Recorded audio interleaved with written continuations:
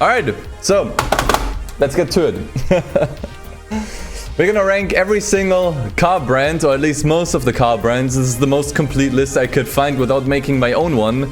There's a good chance that some of the brands in this are missing, but I think this should cover most car brands available. Obviously, you're not gonna have like the super obscure ones. There might be a few missing, but it should have most of the major ones. There's definitely some in here that I have 100% never seen, and you guys in chat will have to help me out for that one. Hey, Mysterious YT, thanks for the follow. So, should we start? By the way, this is gonna be like a wild one. I think we're gonna have a lot of fights on this, but yeah. As always, S, A, B, C, D tier. To keep it simple, only 5 tiers. So yeah, starting with Acura, the American brand of Honda.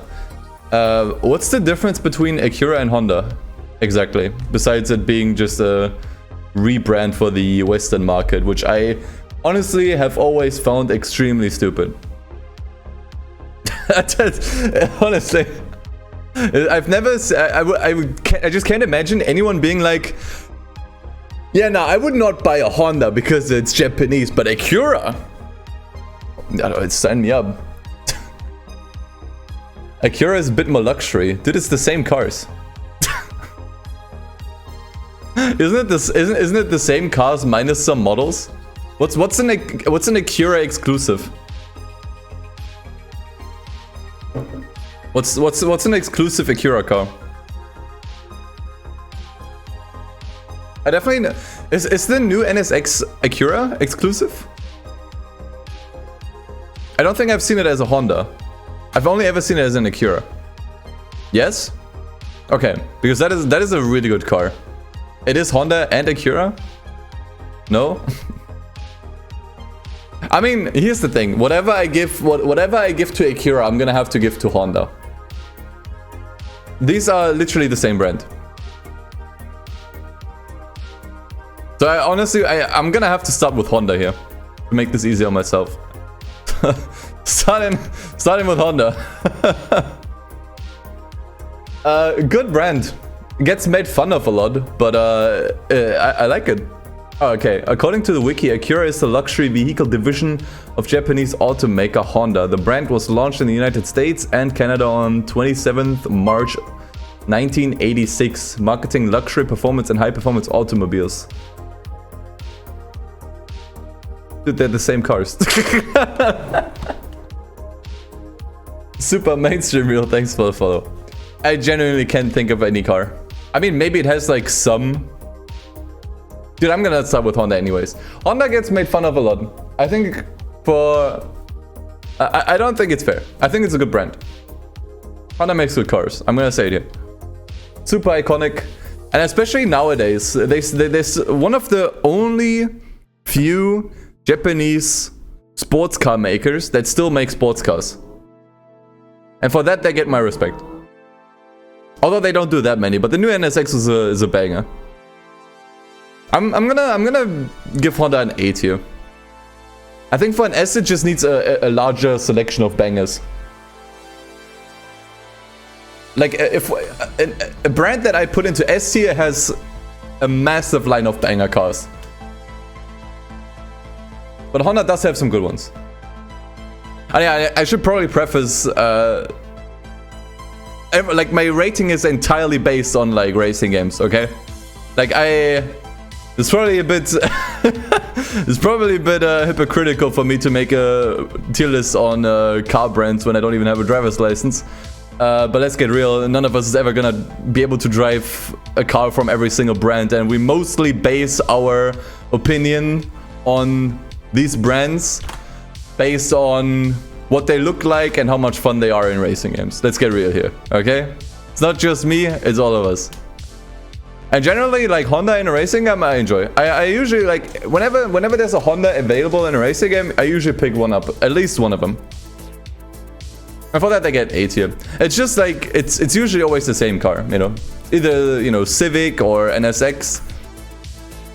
It's usually just the same one, but still, I tend to enjoy them every single time.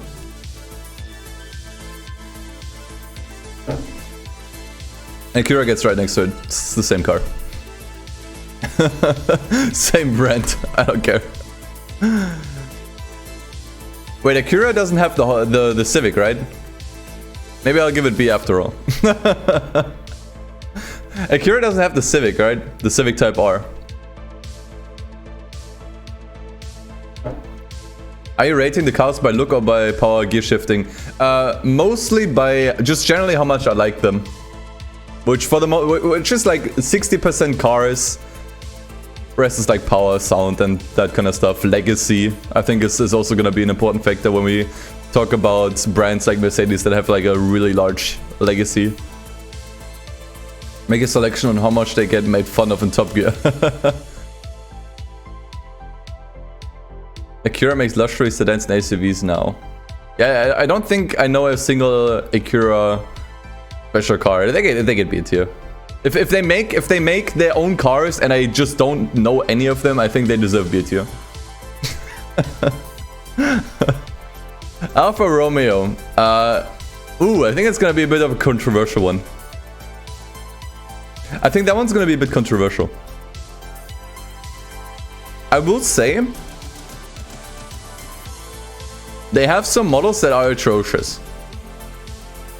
Some models are disgusting. But then there's also other models that I like quite a bit. I do like the 4C. 12C not so much, but the 4C is pretty good. I tend to usually... Do they still make cars? What was their most recent car?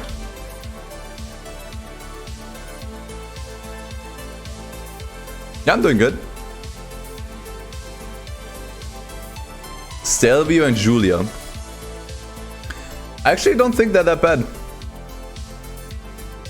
I think, honestly, I think the most recent Alfa Romeo cars are pretty good. I tend to like them a lot. Yeah, the Quadrifoglio. I can't pronounce it. I like that one a lot. I actually think that's a pretty nice car. Like if I made this tier list 20 years ago, I would probably rank Alfa Romeo a lot lower. The 8C it's called, not the 12C. I think it's a good brand. I would probably give it B. Mainly because their old stuff, I mean, sure, they have like lots of classics. Jeremy Clarkson would probably behead me for this. If I put it anywhere except for S tier. Recent news is that Alfa Romeo is aiming to be an all-electric line by 2027. Interesting. Oh no, that's gonna turn out. I think Alfa Romeo is okay.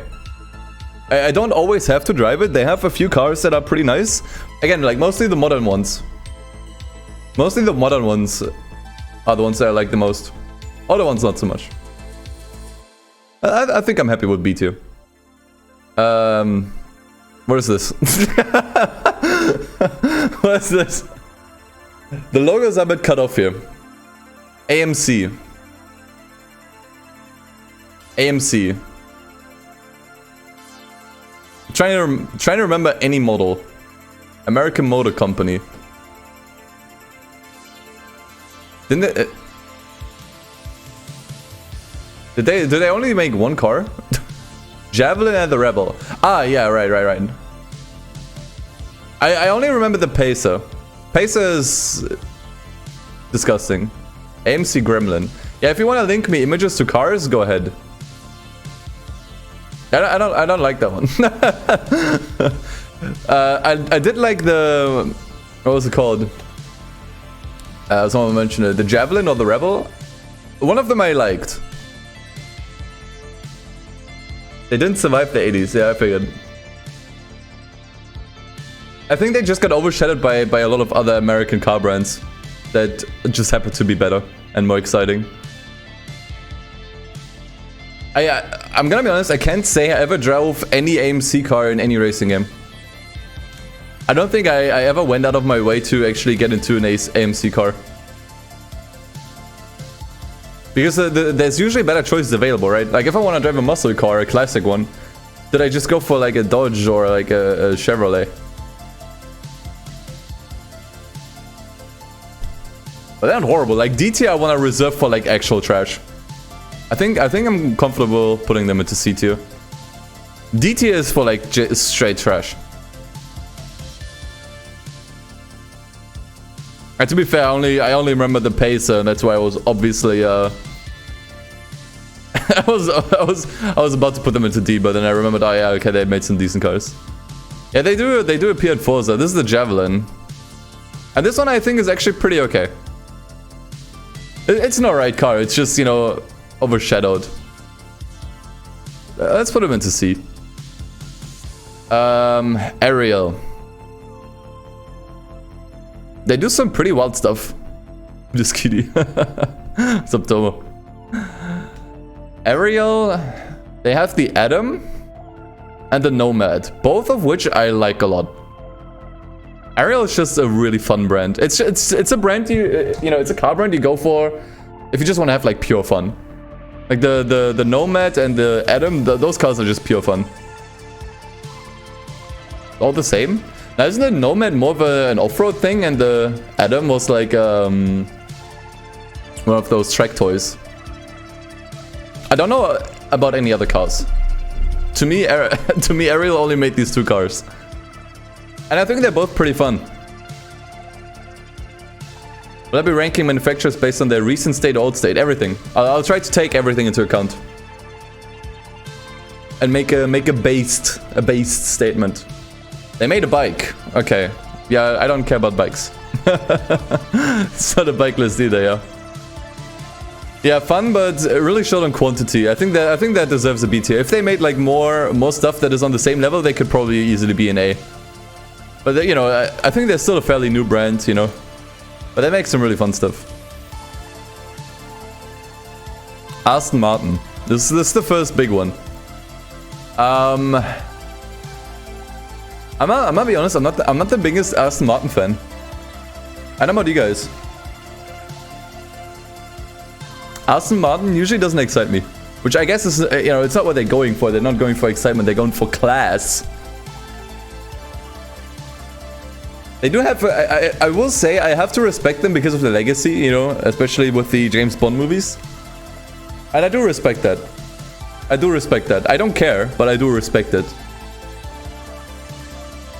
Here's the main problem I have with Aston Martin. All their cars look the same. And they sound the same. Like, the Vanquish and the Vantage, to me, are the same car. They have a very similar name, very similar look, equals same car. Oh yeah, also they made this monstrosity. But let's not talk about that. I'm gonna be honest, I'm not the biggest fan. They also make the Vulcan, which I don't like at all. I'm gonna be honest. There's a lot of fans for the Vulcan. I'm not one of them. I'm trying to think what other stuff they do. They do have some bangers. When they actually go out of their way to make an exciting car, they can. Okay, Vulcan minus the Vulcan. Let's ignore the Vulcan. But I'm trying to think. The Zagato actually pretty I liked a lot. Mainly because it was a bit different, you know. You know, I just complained that almost every Aston Martin looks the same. DB9, DB10, Vanquish, Vantage. It's all the same to me, man. It's all the same. They play it too safe, in my opinion. They are very afraid to make more different looking models. That's why Aston Martin kind of pissed me off.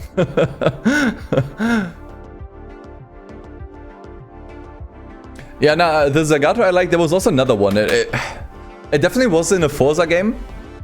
It was like a tuned version of a Vantage or whatever, with like white, black, orange colors. That one I liked a lot. If you know which one I'm talking about, that one's actually really good. Why is Honda up there? Dude, Honda is great. Dude, Honda is great. VTEC power. I'm gonna give Aston Martin. I want to put them into B, but I have to respect their legacy. Like with the James Bond movies, and they have a lot of classics that are bangers. I started to appreciate the old line of Aston Martin cars a bit more. I can't in good conscience put them on the same level as Alfa Romeo. I can't. I do respect Aston Martin more than I do Alfa Romeo. And I would rather buy an Aston Martin, I think.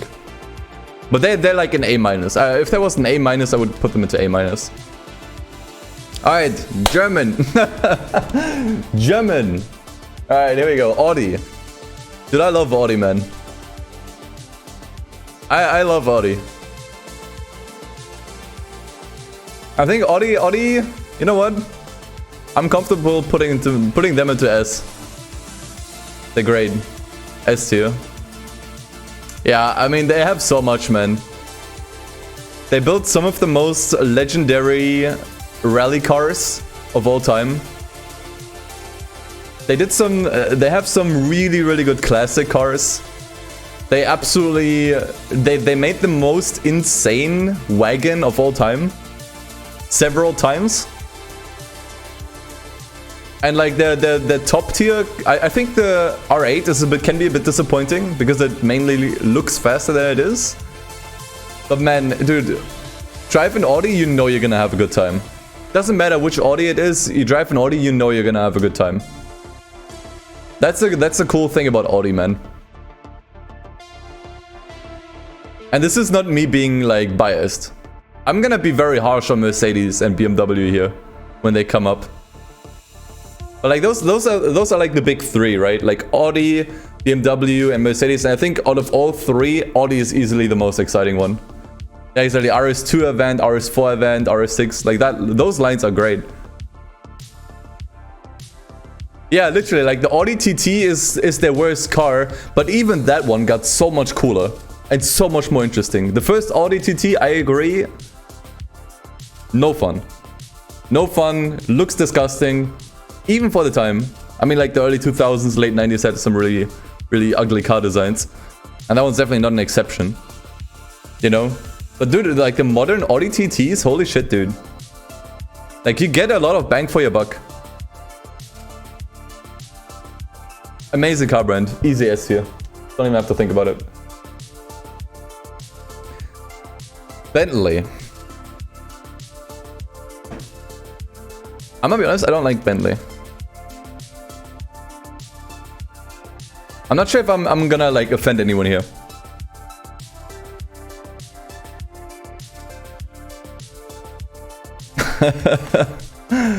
Tomo, have fun. I love you too. Yeah, Bentley's a bit boring. I don't get excited about Bentleys. Usually they're a bit too heavy. And I mean, again, like this is one of those car brands. Yes, I know they're not supposed to go for like sportiness or for being fast. But honestly, if I want like a luxurious, comfortable car, I would probably go for something else anyways. I would go for like a Mercedes. And I think some of their cars are actually ugly. Like they started making some SUVs and Jesus Christ. C tier. Bentleys will roam it for the Fast and Furious drives. Yeah, I don't know too much about Bentley and their old cars, to be fair. I mainly know their new ones from the 2010s and ongoing. But I'll be honest, those I'm not a fan of at all. I think they need to overhaul their design and just make their cars a bit more interesting. It's like the, you know, rich grandpa's choice IMO. BMW. What happened? What happened? What happened? That's the only question that I have, man. Why does the grille need to look the way it does? Why does the overall chassis need to look the way it does? Man, dude, recent BMWs have just been disappointing, man. When was the last time we had a good M3? Like the most exciting line was always the M3. And they stopped making M3s, or at least stopped making interesting M3s. And then everyone was on the M4 hype, which I could totally get behind. That car is amazing. Then they stopped with that one, and they made the M2, which is also amazing. But that's really it, man. But I have to admit, they have some good cars. It's just like the most modern ones. They're not doing it for me, man. Also, don't like how their lines are basically just variations from another. It's not as bad as with Aston Martin, but it's like, okay, A2 small, you know, 3 series, medium, 4 series, you know. I would want more variety. Their SUVs are horrendous. And I don't know what it is with like sports car brands desperately needing to go into the SUV market, but I think it's horrendous. Still, what killed BMW? Yeah. I mean, I like the I'm gonna be honest. I'm gonna go Audi and say I like the i8, but this i3 is disgusting.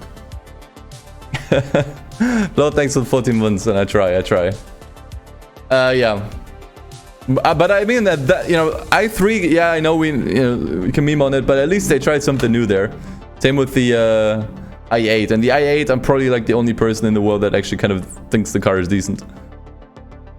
They do have a good legacy though. Like some of their old cars, you know, E30. E30, was it E34? I can't. German car brands have the dumbest names, seriously. But like amazing lines. M1, you know. I think they still deserve an A. Was it not for their recent cars just being complete dog shit, I would probably put them into S. Yeah, the E46, I mean, like, come on, you know. I think putting BMW into anything lower than A is insulting. Like, that is just insulting. But, this is close to S. Aaron the Air, thanks for the follow. Bugatti. I actually don't know what to think about this brand. We have to respect them. We have to respect them for going absolutely over the top with the top speed test, you know, Bayern, and how they managed to build cars that are so bulky and it can reach insane amount of speeds, but holy fuck, they're ugly. I think their most recent cars look starting to look better. Like when they made the Chiron, I was like, this is like, that was a massive upgrade to the Veyron. The Chiron, visually a massive upgrade to the Veyron. Devo even more so. But I think now they're at a point where they're kind of overdoing it. I think the problem I have with Bugatti is they lack variety. You know? Something you can appreciate a lot about like Audi and BMW, like they kind of have everything. Even if not everything is good. But I feel like they always build one type of car. You know, it's those like super expensive, top speed, hungry hypercars. Where's the variety? You know? Bugatti Bolide. That's the newest one? I mean, that thing looks insane, I'm gonna be honest. But what it tries to be, that thing looks insane. Bugatti... You know what? B tier. It's okay. They also have... I know they have like a bunch of old cars, I don't know any of them. Except for the EB 110. People might disagree. I think it's fair to put them in B. But I will say one thing: massively overrated by kids. Massively overrated by kids.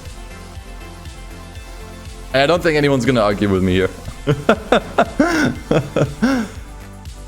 Like literally, Bugatti in a YouTube thumbnail, easy million views, man. Kids love it. A Buick. I know one car. GNX. And that one actually started to appreciate a lot. Yeah, there it is. GNX. Good looking car. Initially I was just kind of like, whatever, but not a bad one. But that's literally the only car I remember.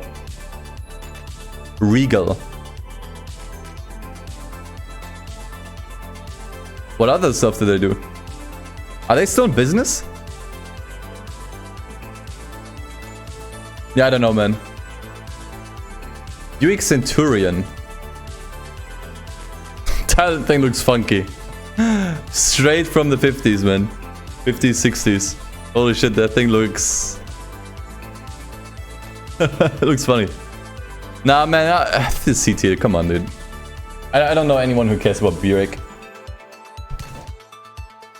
Buick's basically what generic SUVs in games are for. Okay.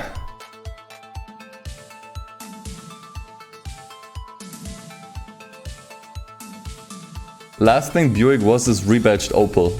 Oh. I think they're pretty good in C tier. You are... Fuck, I know who you are. Cadillac? That's Cadillac, right? Yes.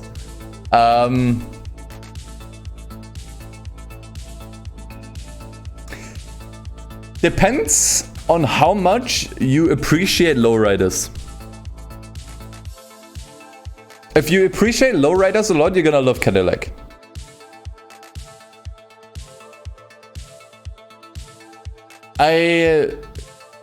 I'm not a super huge fan of their cars, but I do appreciate their newest models. I think their most recent models are pretty decent.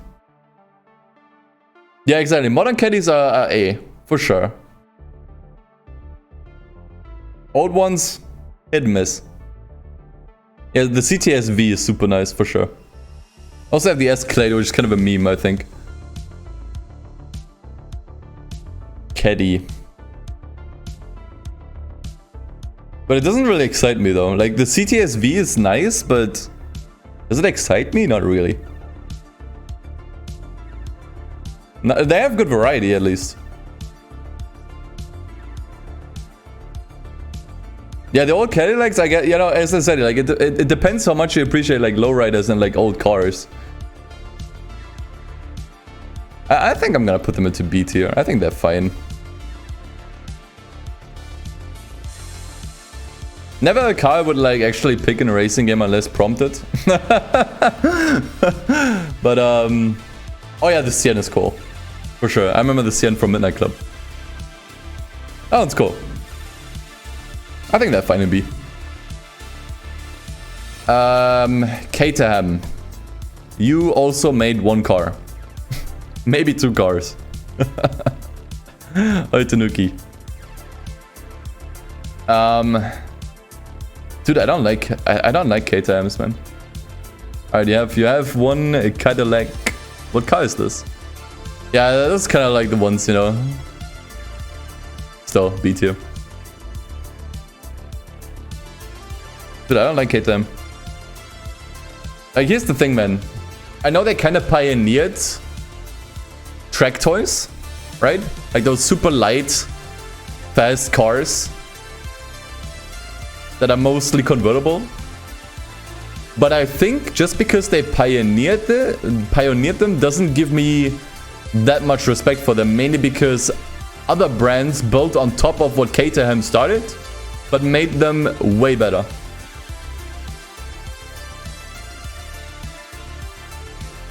Also, I have no fucking clue what other cars Caterham do. I literally only have one car in mind. Imagine buying a British car with no roof in British weather. Yeah, that makes no sense. And also, like, can I just say, usually it doesn't really matter what a racing game, but driving a Caterham just pisses me off.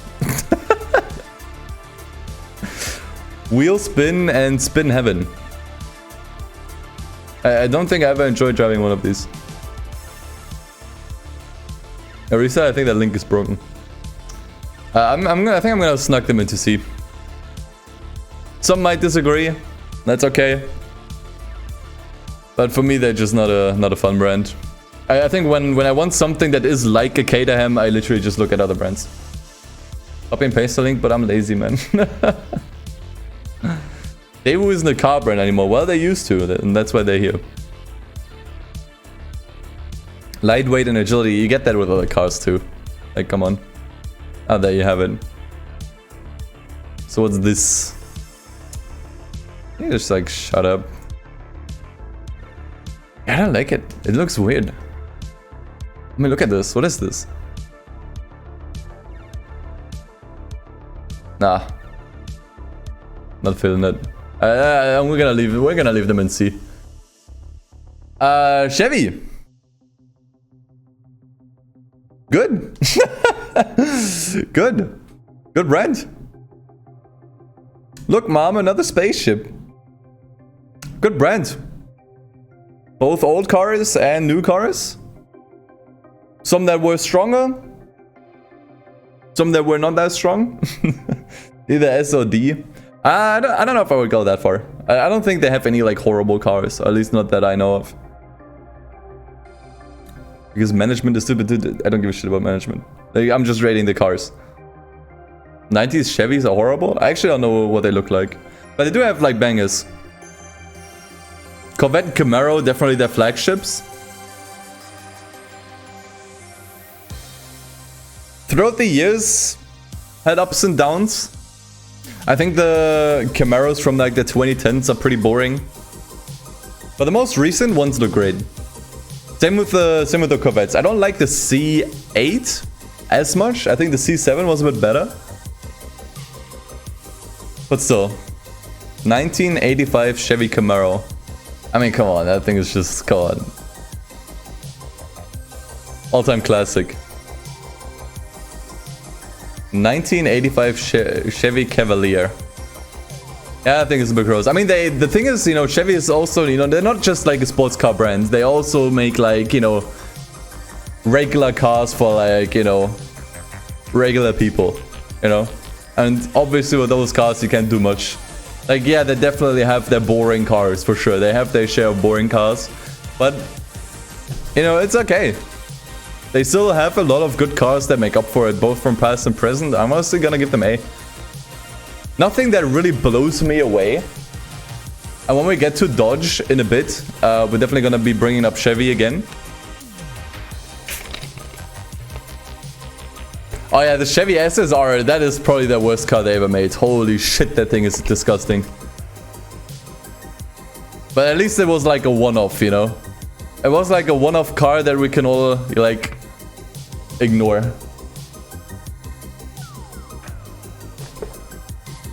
You dig in the SSR? So cool, dude. Get the fuck out. Moving on, Citroen. Citroen,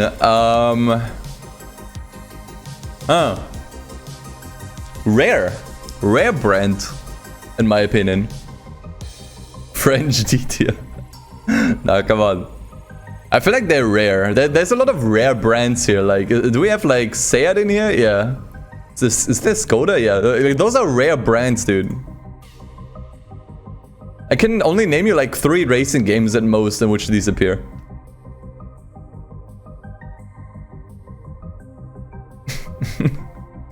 But I do tend to like them.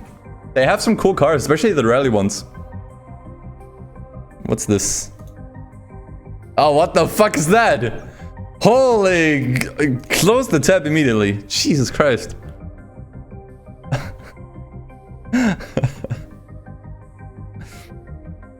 I think they're decent. I think especially the... What was it? The C... Is it the C4? The one they use in WRC currently. The Sarah, of course, you know, also a nice one. But the thing is, they don't have that many bangers. Citroen DS. I mean, that's also like, you know. Also their newest DS. Was it the DS4? I think their newest sports cars I dig. For sure. The last WRC model was the C3. Okay. Because the car was so shit they pulled it. Really? I like them though. I like their cars, honestly. The problem is just they don't have a lot of them. Yes, that's the one. I really like this. This might be my most favorite modern rally car, actually. Remember this from GT Sport? Oh yeah, for sure. This is their worst car. You know, it's usually like the consumer cars. I like the cars, but the problem with Citroen, I think they don't have a lot of bangers. Which is, you know, true for Alfa Romeo here and Ariel. So I think they fit right into B. I do like the cars, there's just not a lot of them. So I'm gonna put them into B, but it's a B+. I think it's a B+. I would definitely put Citroen above everything else here. Definitely B+. And I think they are starting to find their rhythm again. Like they're starting to build a lot of cool cars.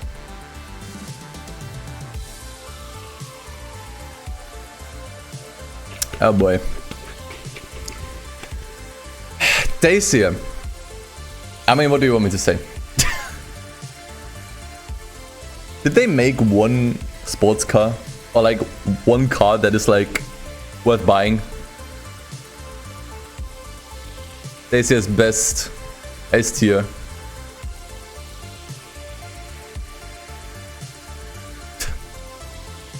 Sandero, Logan. Those are not sports cars, guys. I mean, like, here's the thing, man. When we think, like, when we work on the Pepega mod, right? And we think about including Dacia just because of how shit they are, I think it's very reasonable to put them into D tier. Oh, man. Dacias are the cheapest EU cars you can buy. Yeah, but aren't they also, like, shit? Like, super unreliable and stuff?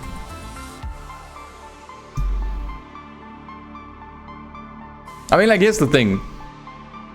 There's totally a market for brands that do nothing but, like, consumer cars, like regular people's cars. Nothing wrong with that. But it's like, if we put it in a tier list like that, where, you know, you have brands like Audi that do both. Chevrolet that do both. And they can only produce regular people cars. And those cars aren't even exciting in the slightest, even though they're cheap. I don't give a shit about the price, by the way. Nah, man. Nah. Dacia D. It starts with D, so it belongs into D tier, so it fits. Which is also true for Daewoo. Surprise! Dude, Daewoo I think is even more of a meme brand, isn't it? I like when I think about Daewoo, I literally just think about shitboxes. For my info, Dacia's Renault take does nothing to change my opinion. I could have Ferrari take, it's still like same opinion. Like when I think Daewoo, I literally just think like about like actual shitboxes. Daewoo Espero. Yeah, that's what I think about, man. Like is this like fun for anyone? Or like anything? Matis and Lanos? Yeah, I actually don't know any of these. What's this? The budget V6 coupe. That's probably the fastest car that they ever built, and it looks absolutely horrendous. I mean, look at that back. What is this? What is this? Oh shit! You got. Wait, what is this? Does that have scissor doors? Holy shit! Yeah, that's the car I was thinking about, man. This is the car. This is like their flagship car, man. The fucking Matis. What's the Lanos? Oh my god. I mean that one looks more acceptable, but this dude, this is the shit, man. We gotta include this car in the Pepega mod. We gotta include this car in the next Pepega mod.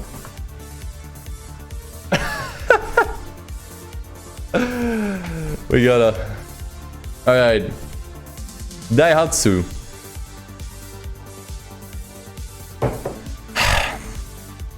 Sometimes they can be like fucking Dacia. And sometimes they can be like fucking Audi, man. Or maybe that's a bit extreme.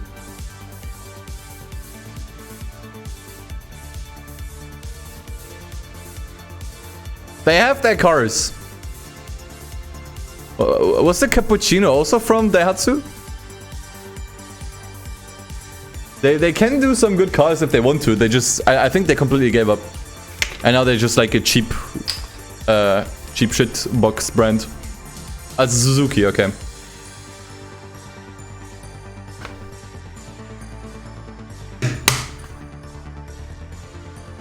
What is this? Looks terrible. You're not actually proving my opinion. I'm still trying to think where I would rank Daihatsu here. I want to give them something that isn't D, but... Did they make any good cars? My chat just disappeared. Hello? Okay, now it's back. Smug, see ya, man. Did they make any good cars? Open. Hand the Compendium. Okay, that pun didn't work. Copium. Storia. Datsun Cope. I mean, at least it's like one good car, you know? It's like one good car. That's better than no good cars. Terios. Not feeling that, man. Ariel's Copen Senior. I think I only know the Copen. I'm gonna be honest, the Copen isn't even that good. I think the Daihatsu belongs in D. They belong in D, but they're above Dacia and Daewoo, that's for sure. The Mira. Oh, what the fuck is that? Oh, man. Oh, man.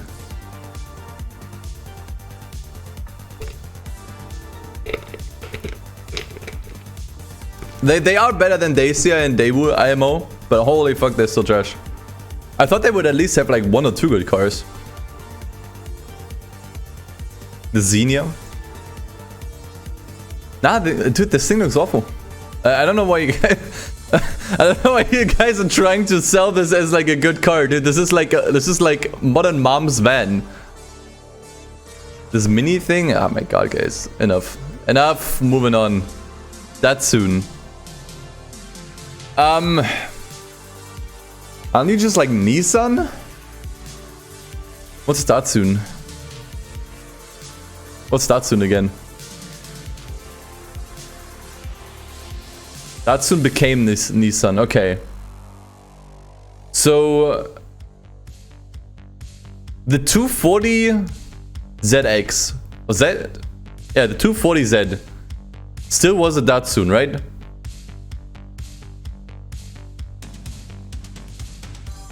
That still belonged to Datsun. Okay. That puts this brand at least in B tier for that car alone. What other cars did they make?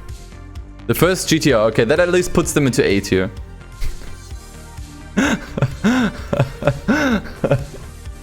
Those are 2 cars that never get old. They don't make any more cars because they turned into Nissan, okay. What else did they do? Believe this one. That's what they do nowadays? Oh man. Oh man. Oh no. Oh no, you're gonna make me cyberbully. Oh no. Cute car. Ah, dude, I actually gotta copy the link. Ah, dude, I can't copy links. Officially Datsun stopped at the 240Z. B tier. I can't put this brand into A tier just because of 2 cars. Although those 2 cars are really good. But I think A tier demands more than 2 cars. What's up, Biggie?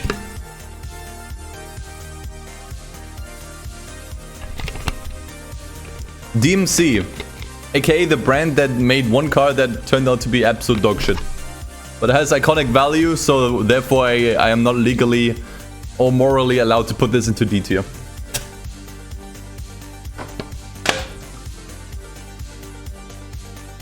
You put Renault under B, I'm and you. We're gonna see, man. I'm gonna have to think about each brand individually and think of all their models.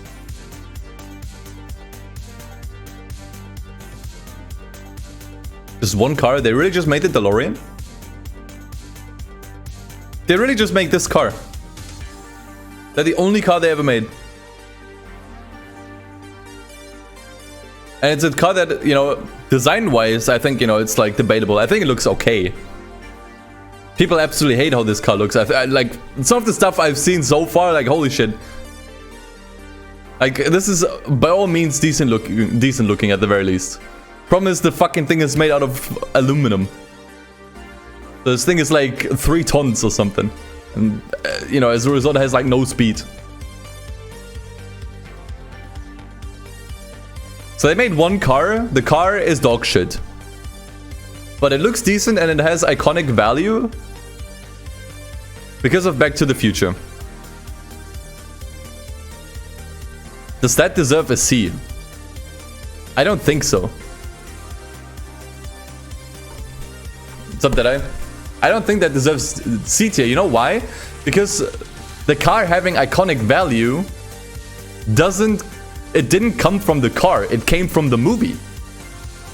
If the movie didn't exist, we wouldn't be as fond of the DeLorean. It's not the car's doing, it's the movie's doing. And I don't think the movie has anything to do with the car.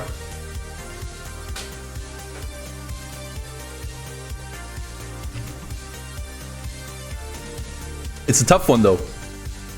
Because I have a hard time putting this in the same tier as Daewoo. That's the funny thing, like Dacia and Daewoo, literally hundreds of cars. Right? Literally hundreds of cars. DMC has one car that is so much better than all of these cars these two manufacturers have ever made. And that one car by itself, in my opinion, deserves a higher rating. Or the entire brand deserves a higher rating because of it.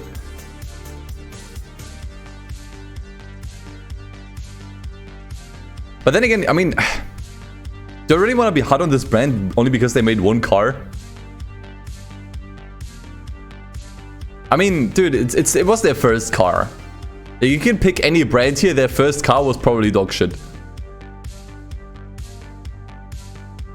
Their first car was probably dog shit. And I think at least they made something that is like recognizable. But again, I think most of that is due to Back to the Future, which again, this brand has nothing to do with. Low C tier. This is me being like, you know, this is me being forgiving. Mainly because I just can't put this brand into the same level as these three.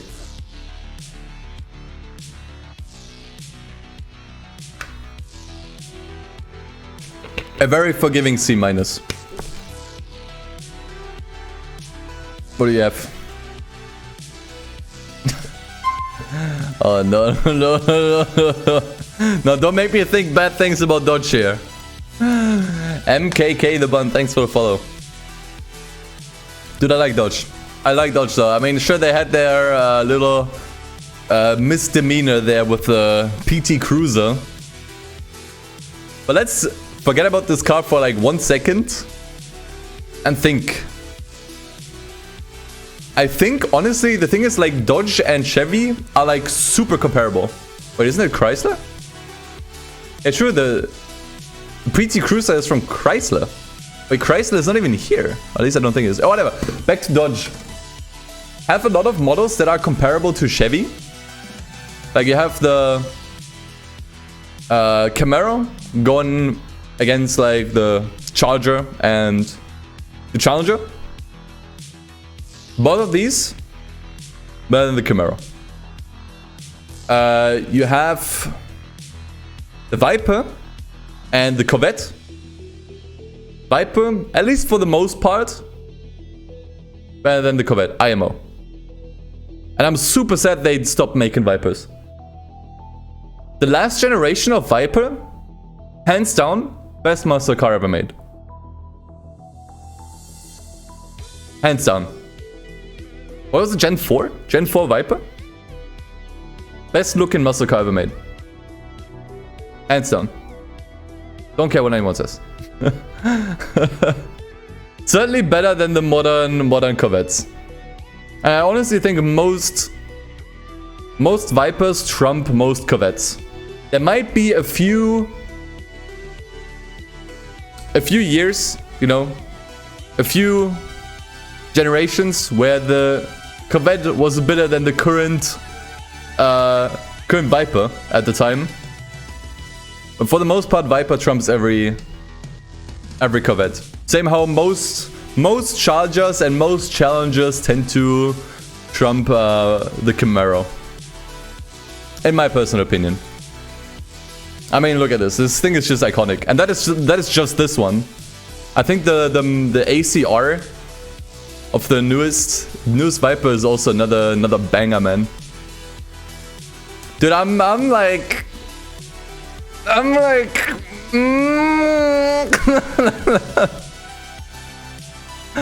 Charger in the 80s. Okay, that one's not that good. That one looks pretty shit.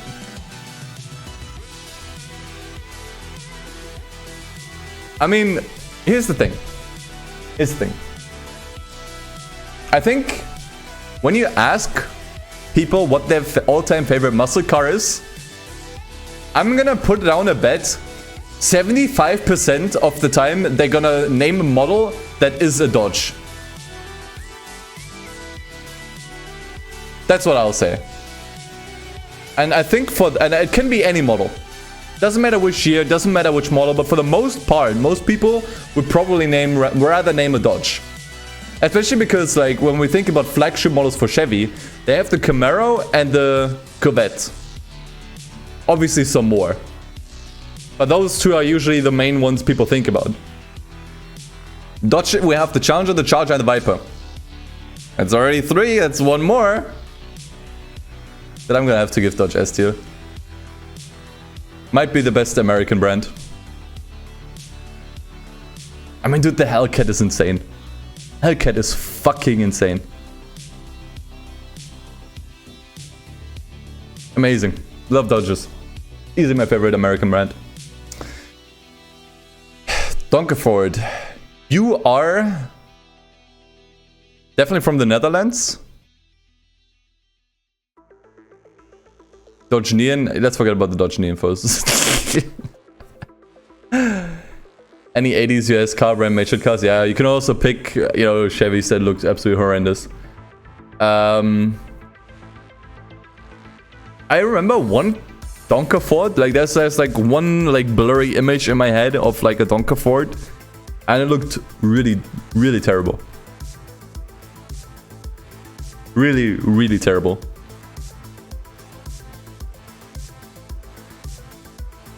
Does anyone here know what cars they make?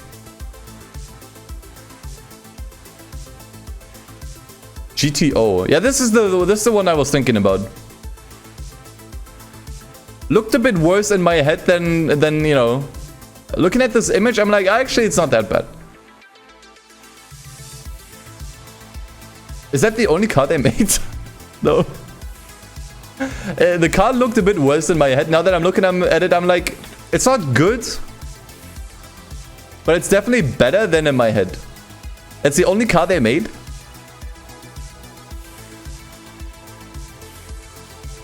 So they're like DMC, but with like none of the recognizable value. But a car that may or may not be as shitty. Oh, they made this thing. It literally just looks like a Caterham.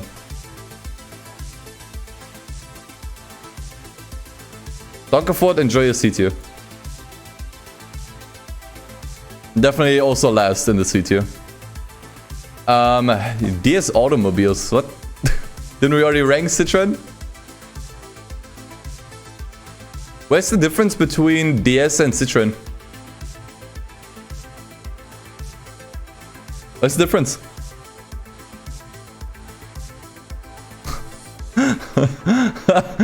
I thought that, wait, Nintendo DS Automobiles, Citroen's luxury brand, dude. Dude, I want to vomit whenever a car manufacturer does a luxury brand. Like, you literally just put up the same fucking cars. Don't think you can talk down the brand because it's literally their thing to make exactly one car. Yes, I can. Because we're comparing every single brand. This abomination. Oh my fucking god. Okay, get me out of here. Why is this a real thing? Lexus is Toyota's. Yeah, but at least, you know, Lexus makes different cars than Toyota. Not like Acura that literally just put out the same cars with a different name and like small finer like facelift differences. Decent one. Yes, I think that's actually like, if we talk about like, you know, city driving hatchbacks, this one's actually pretty decent. There's definitely worse you can pick up. Just yeet the S not necessary. I'm gonna put them into C, I don't know. Fiat! The meme. Okay, wait, where's a Barth? A Barth is not in here. Okay. What is it?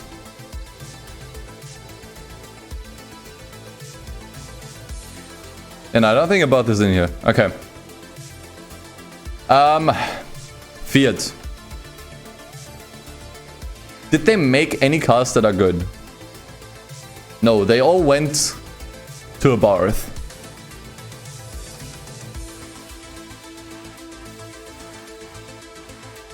I mean, this is like, you know, but dude, I'm gonna be honest, this is not a good car.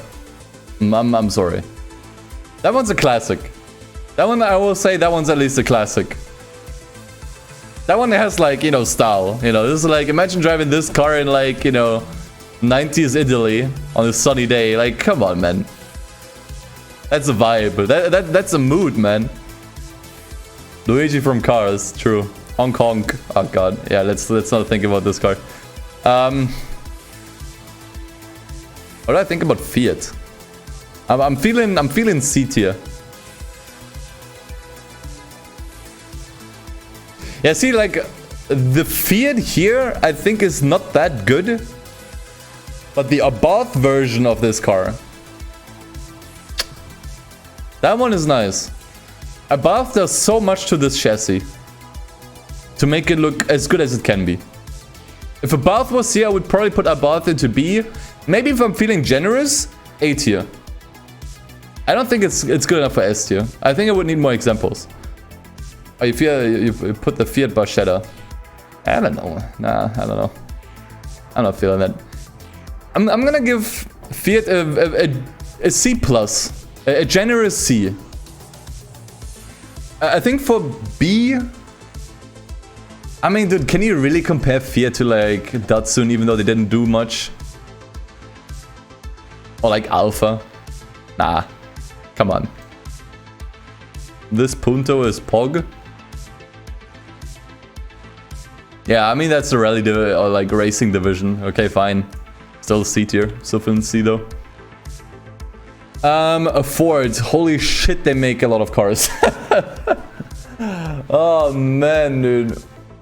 I would not be surprised if Ford is actually the one brand that made the most amount of models.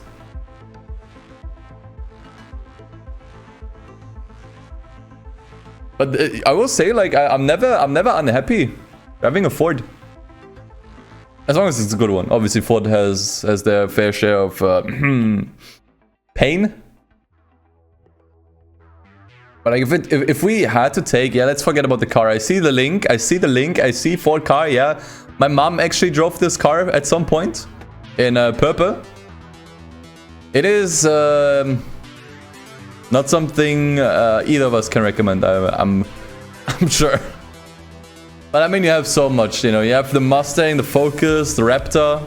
Bronco is like, you know, but the Cosworth, you know. Also, you know, I will say modern Fiestas are pretty nice, even like the base models. Like, I'm gonna be honest, the Fiesta might be like my favorite affordable hatchback. It's actually really good. This thing, they have a lot of, like, they have a history of really good cars. I would say Ford is like the one brand that is consistently good. You know, like with BMW recently, we've seen a surge of just kind of like shitty cars. you know? And some cars had their ups and downs, but I feel like Ford has always been the one brand that has been consistently good. And they offer, like, they give you one for everything, you know? There's like one car for everything. If you want to have like a super insane sports car, Ford GT. Enjoy, you know? Want to have something affordable? Focus or Fiesta. Here you go. Both pretty good. Want to have something in the middle? Mustang.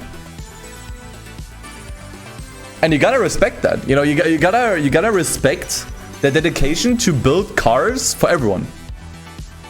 And having all of them be pretty decent. That is very respectable.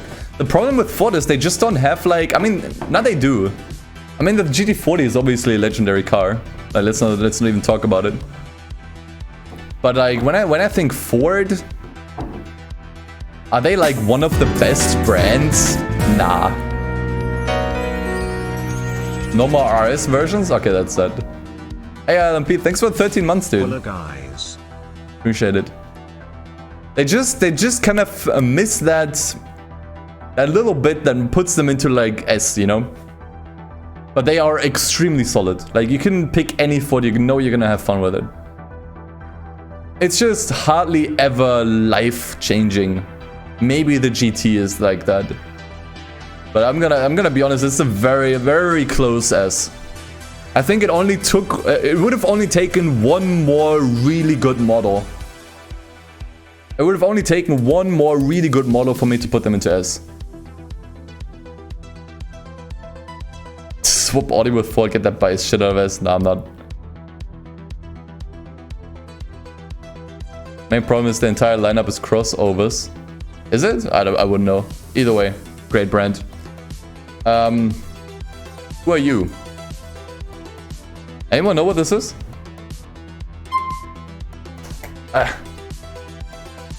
Oh shit, wait, we had a follow earlier.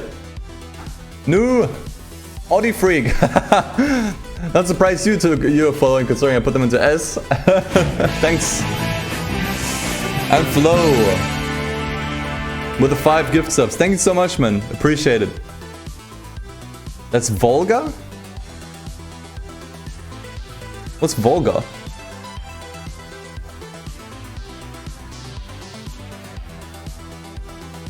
Russian brand. Gas? Wait, what is this? What is this brand? I've never seen this in my life.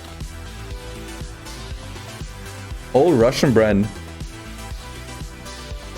Okay, give me like an example for a good car that this brand made. I'm gonna make an opinion on the spot.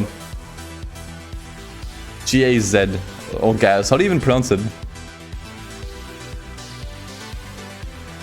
There are none. D tier. G-A-Z or... Oh god. Gorkovsky of... Dude, I can't pronounce that. Yeah, that doesn't really help me at all. They make military vehicles. Okay. No one cares. No one cares then. Geely. I think someone mentioned earlier, it's like a Chinese brand. Also have not seen it before.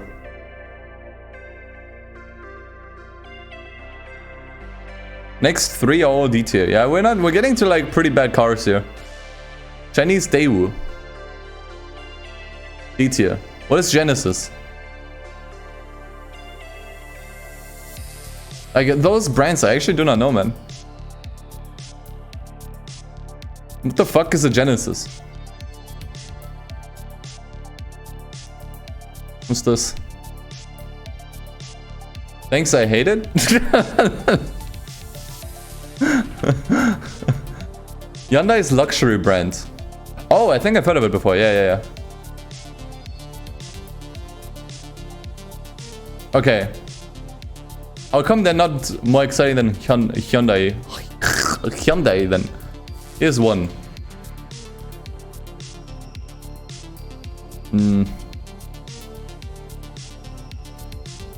Compact car of Genesis. A concept.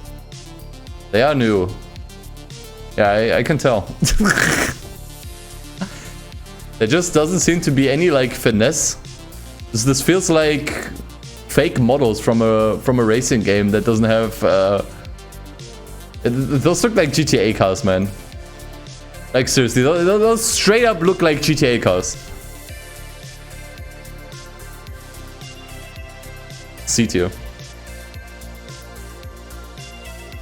Alright, one more chance to win me over. Did they look like GTA cars? I think this is the best one out of the ones you guys showed me so far. Wait, isn't that the Bentley logo? Oh, no, it just looks very similar. Korean Mercedes-Benz. Did they look literally like GTA cars? I think they just don't have like a lot of finesse or personality. IMO. C tier. GMC, did they make trucks? What am I supposed to say about trucks? Omega based? Okay, that's kind of cool. I only thought about the Ventura, whatever it was called, because it's in Forza. Okay, what else? I may remember the Hyundai Genesis. I mean, I know that car. GMC. Did they make trucks? They literally make trucks and vans. Like, I always thought of GMC as a utility brand. GMC Sierra. Don't know what it looks like. I know that they've always been a utility brand. The Yukon. Probably one of the more acceptable SUVs I've seen. Looks a bit too much like a Ford. Like the lights look a bit too much like a Ford Raptor. Tall boy. Dude, that is literally a Ford Raptor. That is literally a Ford Raptor. It doesn't look bad, don't get me wrong. But that is literally a Ford Raptor. Those are not unique cars.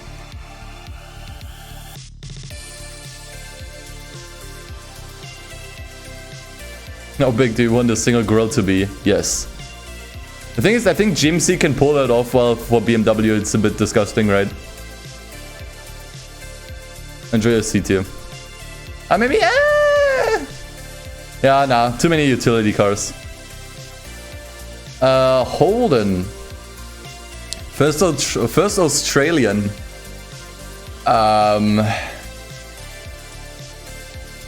Good stuff. The first time I got exposed to Holden was actually in Horizon 3. Crikey, my. First time I actually got exposed to them, yeah, especially in Monero. Well, I mean, this one, I mean, we know from Hot Pursuit 2, of course. My first exposure to these was actually in Horizon 3 because it takes place in Australia, so they obviously had to put a lot of Australian cars into the game. And I liked them. Yeah, is it the Commodore? No, but this one also looks really good. But I think those are also like cross releases, you know? Like those also get like collabed with like, I don't know if it was Ford or whatever. Good brand though. I like Holden. I'm just not sure if it's enough for an A. Sandman Van, yeah, that one's cool. Yeah, I mean, this is like one of those cars, either you love it or you hate it, right?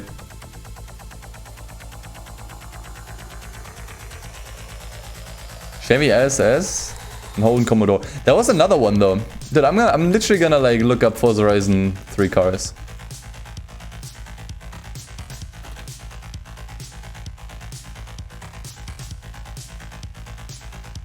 Was it this one? This probably gives us a better idea. Oh god. Are the images broken? They are. Fantastic. This one. This is the one that I was using a lot. This thing is awesome. I like this one a lot. That one is so cool. This one too. Alright. You convinced me. A. Although it's a low A. But it's an A. It's an A still. I think they're good. Probably the best brand Australia has to offer.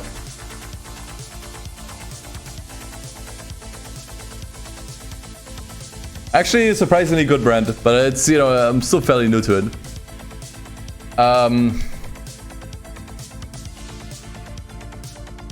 What's this?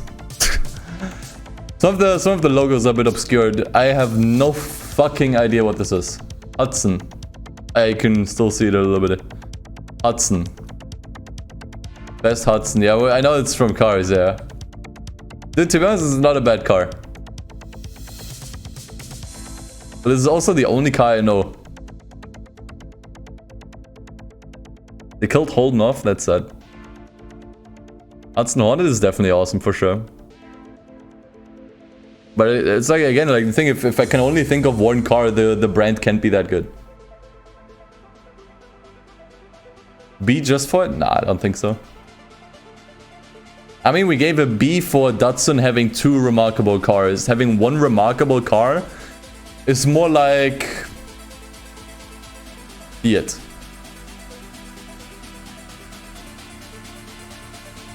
That in the 50s. Did they really only make this car? Yeah, it has to be C. Like, if I can't remember anything except for this car, man, sorry, dude. Hyundai.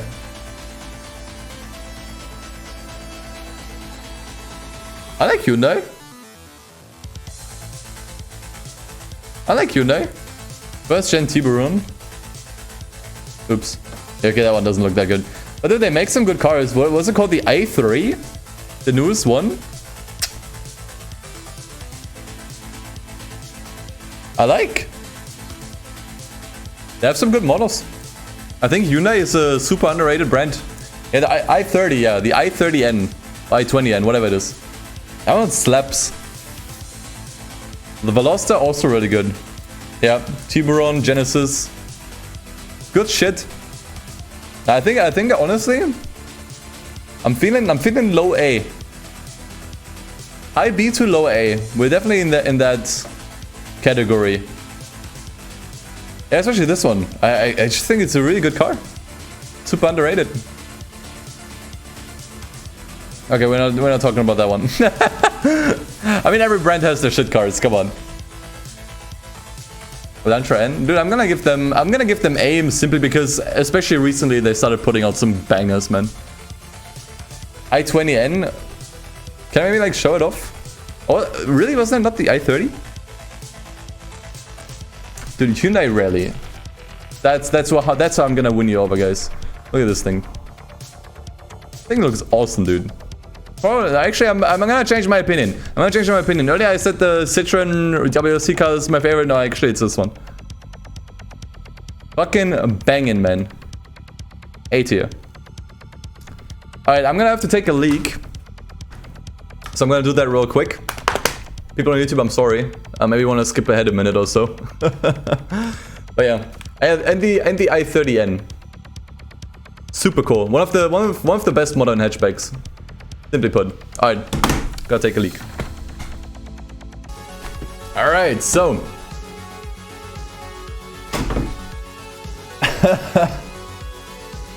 I cut the bathroom break out because then I have to render the entire video. That's gonna take a long time. Love the GTA 4 sound. Oh yeah, Aliens69, thanks for the follow, appreciate it. Yeah, exactly. I would prefer to actually just upload the recording without having to render it, just because I want to cut out a bathroom break. I think the people on YouTube should be okay with just skipping forward. Infinity. Never been a massive fan. Never actually been a massive fan. Alright, what do you have here? Now? I'm not really feeling it. They have some cars that I think are decent, but I don't think they ever made a car that really won me over.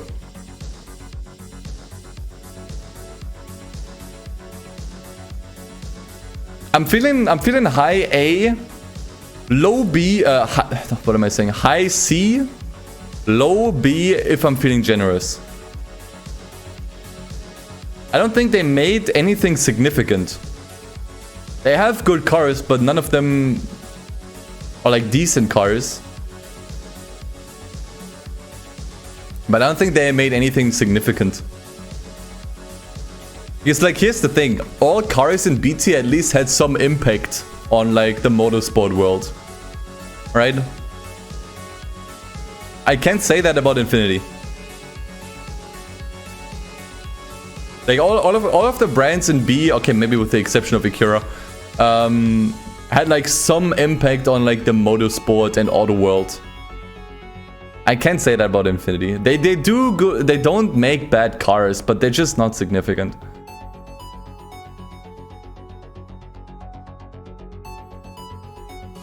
Yeah, they are decent looking, but they're just not significant. That's why I'm feeling like high C, low B. Okay, you know what? I'm gonna be generous and I'm gonna give them B, but I'm gonna put them at the very end. A very generous B. Very, very generous B.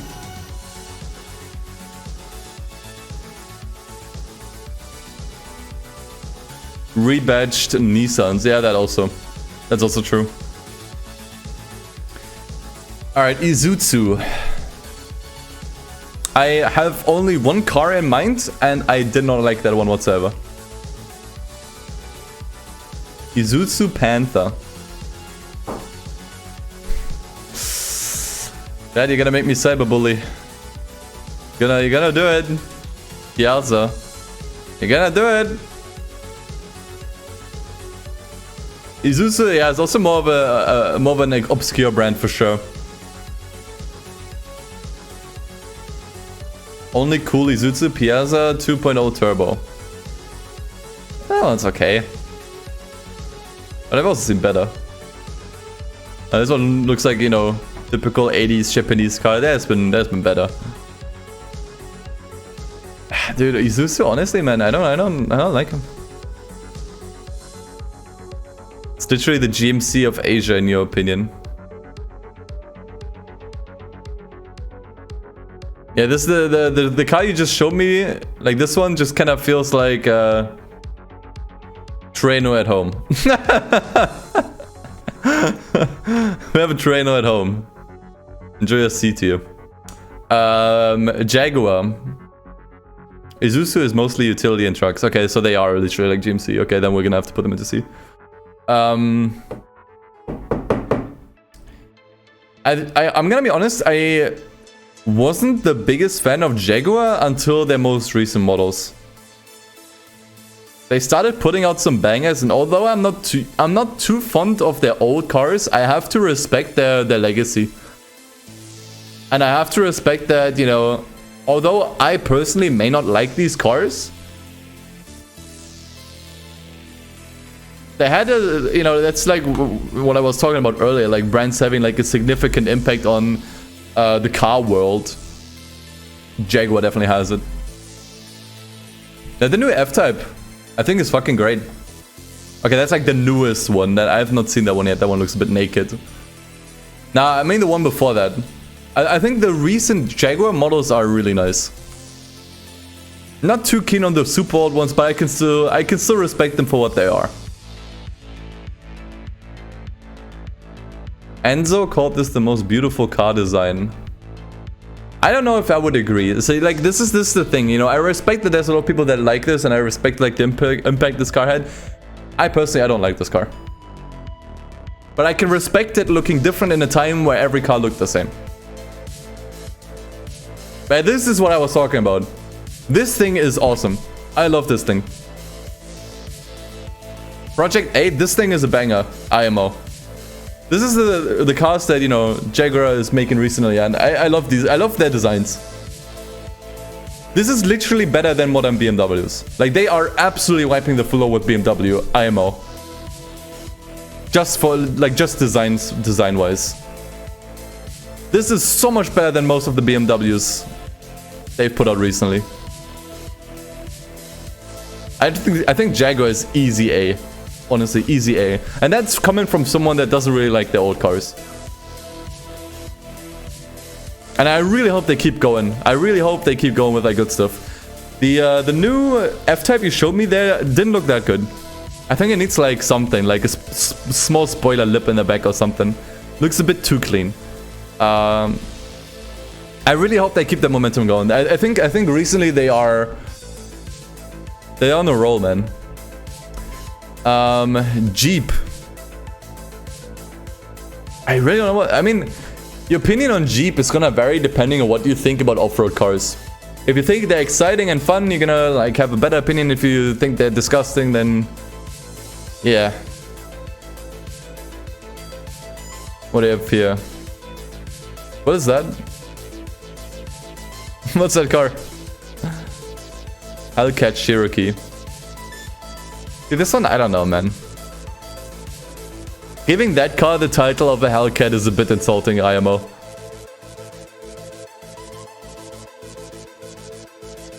I think some of the old Jeeps are nice. Some of the classic ones. What was it? The old Jeep Wrangler? That's like the off-road car. Like when I think off-road cars, I think old Wrangler.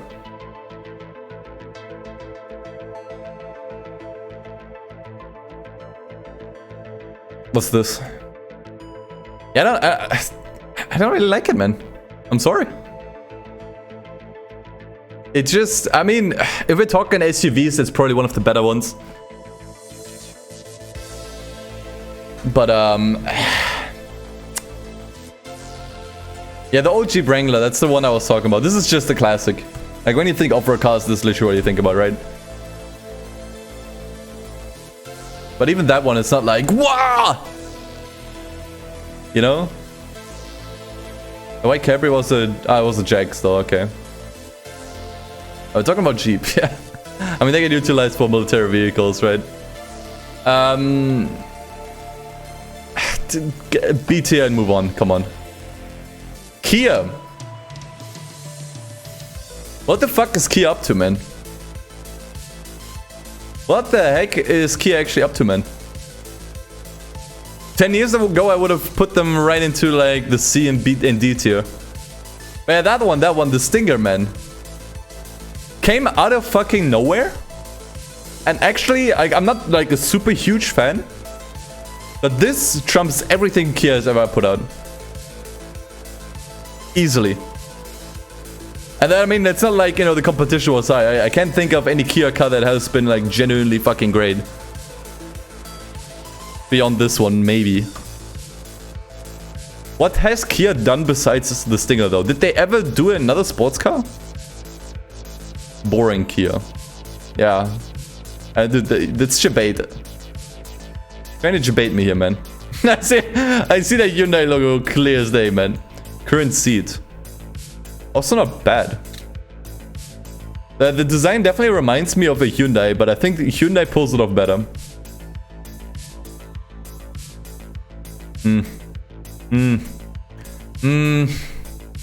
I think Kia is currently like with the Stinger, they've entered a new world, and now they're currently like in the phase where they need to prove themselves. What did I give Hyundai? A. Okay. Now Kia has too much garbage. I'm sorry, like Kia has too much garbage. Kia has so much trash under the hood. Oh, oops. That's what I want to click. Looks like an interesting mix of a Dodge and Hyundai. Stinger is getting the X. Rip. I mean, they're okay. I think I'm comfortable putting them into B tier, but man, they have trash. They have some straight trash. I'm being generous with Kia here. Kia Soul. My heart, my soul. Why is the image so large? Yeah, that one I don't like at all. Sorry. Generous B. It's like a B minus. For sure. Koenigsegg. I always like to say Bugatti, but actually good.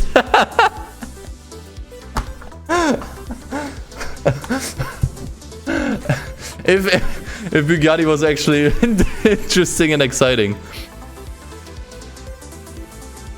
They are fucking great. 1.1 alone is probably one of the most insane cars ever built. I mean, they go ham. They go fucking ham. Right? Like, the CCX was just kind of like what kicked it all off. Then they moved on to the Agera, which, you know, kind of like went on with the same trend, but this time actually looked really decent.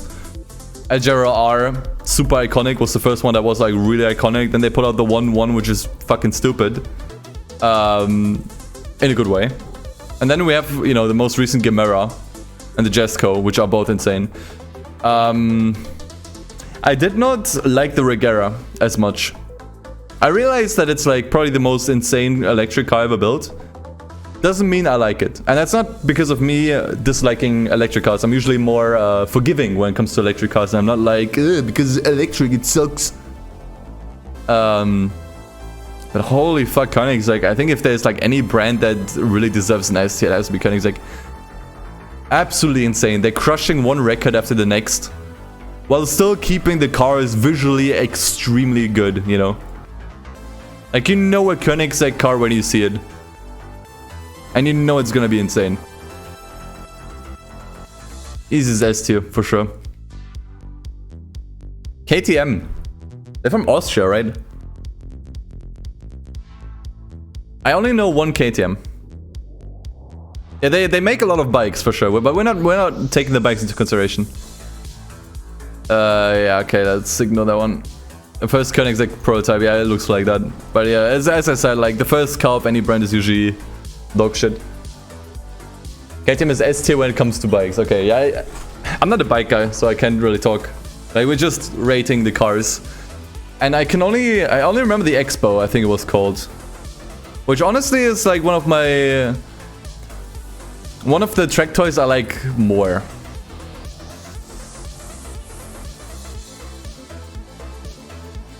What's this? It's KTM. Actually, doesn't look that bad. It looks pretty insane. Yeah, this is the one. This is the Expo, you're right. I think this one is definitely one of my favorites within this, you know, this kind of car. Crossbow, I think it's called. Yeah, not Expo. Crossbow makes a lot more sense. But again, same as with what was it? Actually, lots of brands here. They don't have a lot of cars, so I'm gonna put them into B. What they have is good, but it's just not enough. And again, this is just me putting the cars into consideration, so anything that has 4 wheels. If they do absolutely insane bikes, that's cool, but I'm not taking that into consideration. Do I need to get something to drink? See you in a second. Oh, I'm dying over here, man. Okay. Lamborghini. Kid's favorite car. Lambo. I mean, what do you want me to say, man? Like, I know, you know, kids love this car, and you know, as always, you know, once kids jump onto something, once kids catch up onto something, it's immediately not cool anymore, right? Was the same with Minecraft, was the same with Fortnite. It was all cool until the kids jumped onto it, you know? But bro, it's Lamborghini, man. There's one thing that pisses me off about Lamborghini, and it's how hesitant they are to make like brand new models. They would rather do like the 10,000th version of the Aventador before they move on to make a new line. That honestly pisses me off, because I know they have it in them. If they actually sit down and make a new model, for the most part, it's gonna be good. It's actually gonna be banging, man. But I don't know why they are so hesitant with making new models. Ferrari does this so much better. And we're definitely gonna talk about Ferrari in a bit. I'm not sure. It's actually very far down the list. Ferrari does this so much better. Ferrari is really creative. Like, Ferrari, I think, just goes way more out of the way to just do all kinds of shit. Whereas Lamborghini is just like, yeah, here's the 5th iteration of the Aventador you asked for. Enjoy. I don't care. I would rather see something new. Yeah, exactly. Compare how many models Ferrari brought out in comparison to Lambo. Lambo in the last 5 years, I mean, what do I think about? I think about the Veneno, Huracan, Gallardo, I mean that's also a bit of an old one, but Murcielago, Aventador. Okay, Sesto Elemento, Reventon. There's like 7 in the last like 20 years that I could come up with. If I think Ferrari, I would probably have a hard time counting all of them. Like there's so many different Ferraris that I can't even think about all of them. Like Ferrari, in my opinion, is just a lot more brave and a lot more creative. And that's what I don't like about Lamborghini. They just are too unambitious. They're not ambitious enough with their models. Which is sad because, as I said, like when they put something out, for the most part, it's banging, man. There isn't a lot of Lamborghinis I dislike. The Urus, yeah, I think honestly, even the Urus is interesting. It's definitely an interesting one. And I mean, they have some straight banging classics, man. Like Countach is like, I'm not sure, but dude, the Diablo, man. You know? But also, like, they have everything, man. They are exciting. They have a lot of personality. They're super iconic. Like, you know a Lamborghini when it drives by. You know it just by the sound. Sesto, Reventon, Veninos. Yeah, exactly, man. Speaking of the Euros, what is this?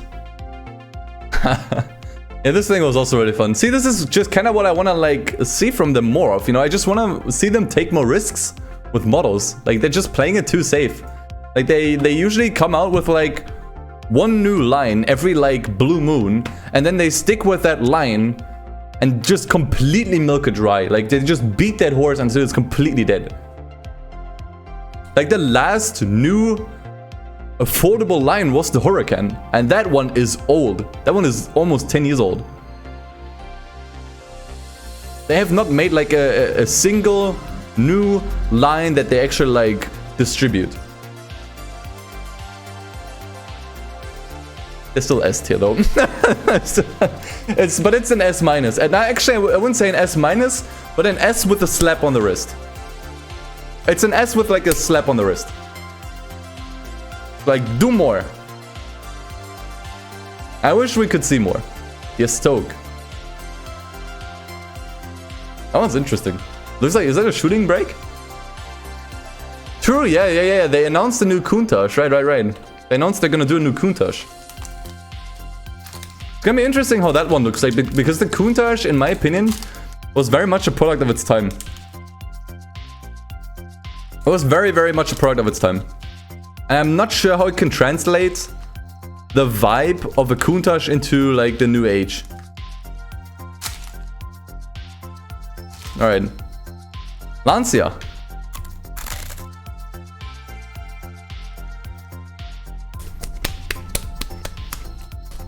You made some of the most brutal rally cars of all time. And for that, you deserve an A tier by default. Do you deserve an S? No, I don't think so. Alright, let's see what you guys post. Not what I'm looking for. Okay. Here's the thing about Lancia. They gave up. Which is depressing. They just gave up. I guess Gitlinks posted. This is Lancia today. This is the current state of Lancia. They're basically so bankrupt they only make cars in Italy. Oh, Jesus Christ. I think Lancia is just one of those brands that have simply fallen from grace. They had their time where they shined, but that time is long over. And you know, you could say, yeah, their legacy still holds up, and yeah, for sure. But at some point, you know, we gotta like take a brand at face value and don't just like, you know, cherry pick like every single best time and every single like, you know. We gotta see things how they are. And matter of fact, this Lancia nowadays is trash.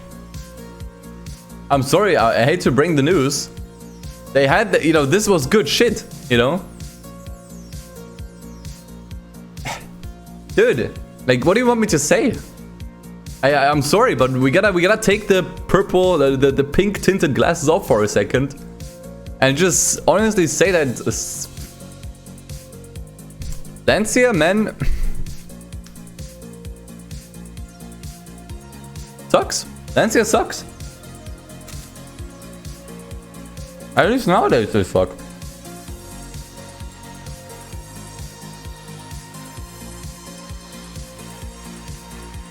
The thing with all of the brands in A is they still do good shit nowadays. Do you really want to put Lancia in here?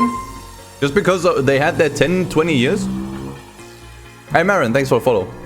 Like all of the brands here in A hold up. Except for Holden, that one died. But at least it died on like a high, you know? At least it died on like a high, whereas Lancia is just kind of like on life support. Lancia was important.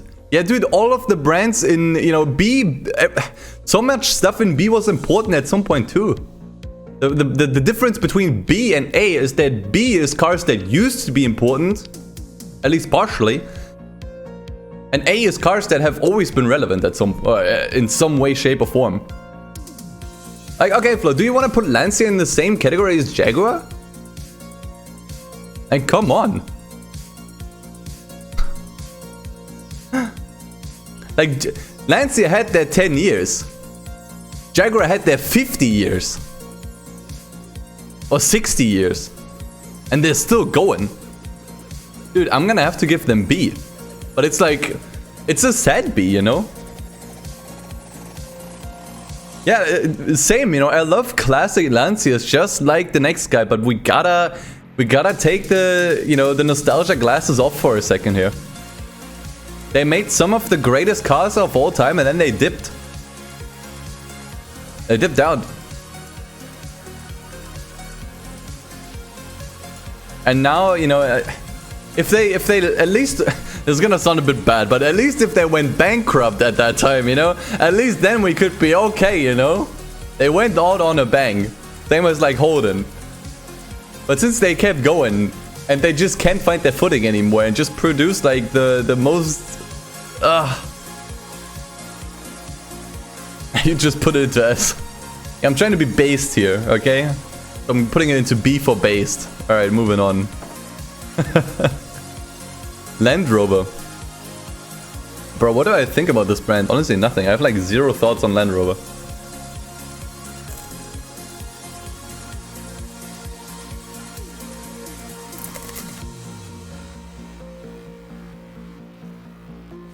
Remember this guy? This is him now. Yikes. Oh. Aston Martins of the SUV market. I don't think that's a compliment.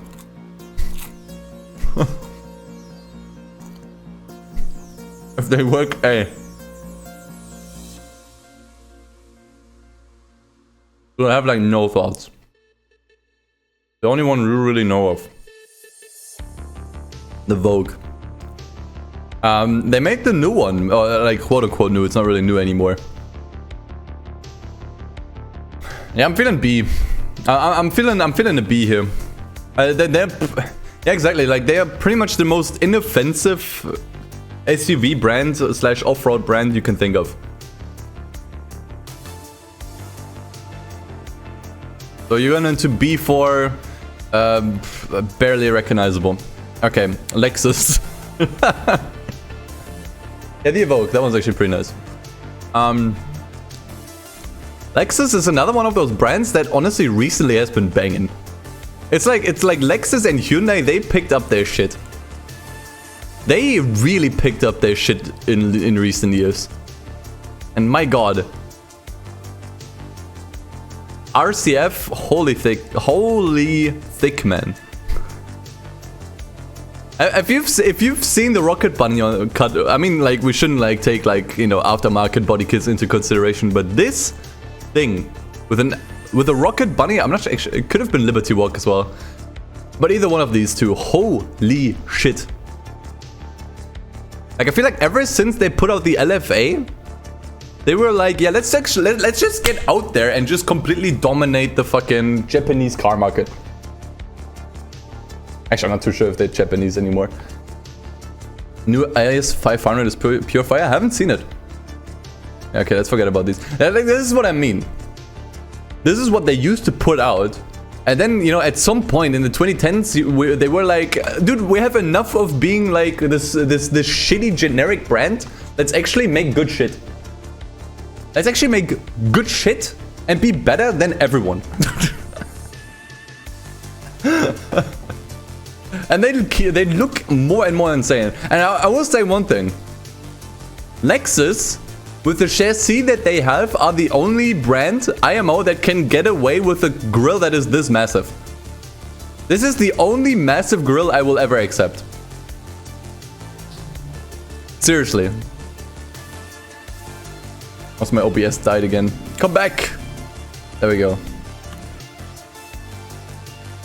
Yeah, I mean, dude, the you know, the IS, wasn't the ISF? No, what was it? Oh, the insane V10 super hypercar. Yakuza drip. The LFA, yes. That thing, like if we would rank cars here, LFA would be S tier. And I don't think anyone would debate that. Most insane V10 car ever built. I don't think anyone would argue that. And it was since the LFA. They were like, let's keep doing fucking amazing cars. I don't think they ever reached the high of the LFA, but they don't need to because the cars have just been consistently amazing. Except for this one. This thing looks terrible. Holy shit, I'm gonna have to give them A. Mad respect for pulling themselves out of the shitter. From doing like absolutely generic limousines to actually making something that is like, and that's like, this is one thing that I appreciate, especially nowadays. Especially nowadays, when a brand can make cars that are recognizable and have identity and personality. In a time where that gets so lost so easily, because all the car brands are buying each other out and owning each other. That I appreciate a lot. Easy A. Maybe even A+. If they keep going, honestly, at some point they might go into S. If you had the money, you'd only buy Lexus. Fair enough. Lincoln. That's a step down. Back to disappointing cars. Lexus lost money for every LFA sold, but they still made the thing. Okay, that is very respectable. Lincoln Mark 9. Huh. That's what they build nowadays? When I think Lincoln, I just think about like generic cars. Ford's luxury brand, okay. No strong feelings. Enjoy your C for criminally mediocre. Nah, D, dude, I can't. The D is reserved for like dog shit. I think Lincoln is just generic. Okay, that one actually has style, but dude, okay, it's C. C and move on. Still Lincoln cars? I mean, that's like cool, I guess, but it's just like, you know, I'm not gonna put this into B because of like one car. Alright, back to something more interesting. Lotus. I will say, when did they start making cars? I'm not sure if the first Elise was their first car.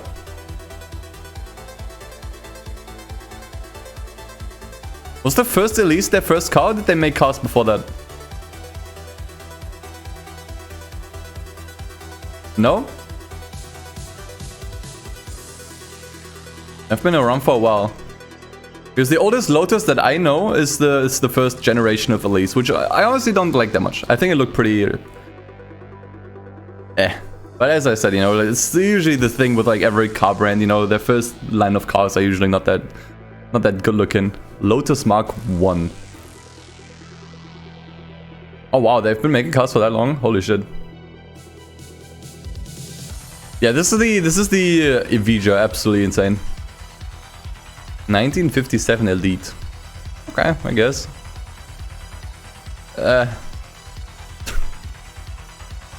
Okay, yeah, the Esprit is cool. That's a banger. I hope they go back to the Esprit brand at some point. Dude, Lotus is a great brand. They have a lot of cool cars. Like, sure, the Elise, you know. But I think the Elise, you know, I think got better over time. Exige kind of just feels like Lotus Elise 2. Like, it's just kind of like a different, slightly differently looking Elise. I actually kind of like the Evora. I feel like I'm the only person on the entire planet that actually has some love for the Evora. Yeah, the Evija they're currently doing. Holy fuck, that thing is insane. I honestly don't know too much about. I mean, that one's classic. I mean, come on, absolute classic. I think this is just an easy A. I don't think there's anyone that dislikes Lotus. And if they do, they're usually lame. that's usually what it is. Only lame people dislike Lotus.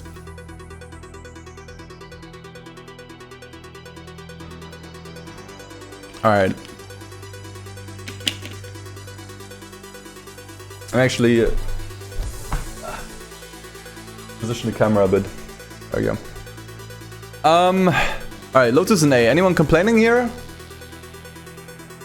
If anyone's complaining about me putting Lotus in A, you want to press this button over here. Okay. Oops. Wrong way. There we go. That's better. Maserati. Probably the least exciting sports car brand. I don't hate them. I mean, they definitely had exciting cars. Right, MC12? Okay. Okay. MC12 was probably the only attempt to make something insane. And it worked. And it worked. But then they stopped. And then we only get shit like the Gran Turismo. Or the Ghibli. I mean, this is the old Ghibli. Is anyone ever getting excited for a Maserati as long as it's not an MC12? The Copia. You just showed me this. The Copium.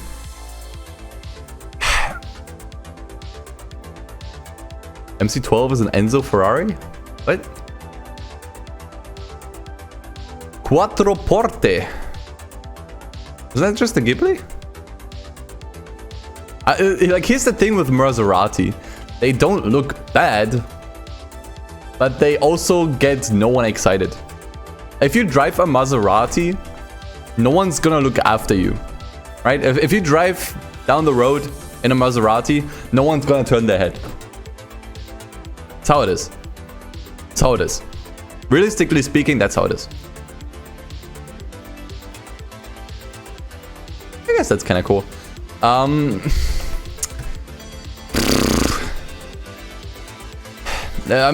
split between B and A. Yeah, it's just kind of like Lancia, you know. I feel like they had their best years behind them. They're still trying though. Like, at least in comparison to Lancia, they're at least like still trying. But it's just, it's not an exciting brand. I don't think Maserati will get anyone excited. I'm gonna have to agree with you guys. It's a B. What's this? What is this brand? I've seen this logo before. Maybach? What's a Maybach? that its own brand? I thought it was a tuning brand. What cars do they make?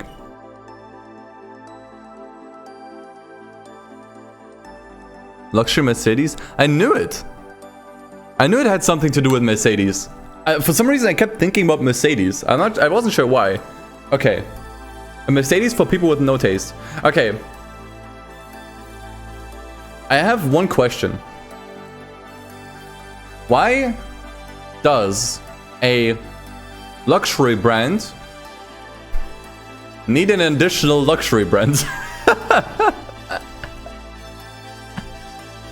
Is Mercedes not luxurious enough?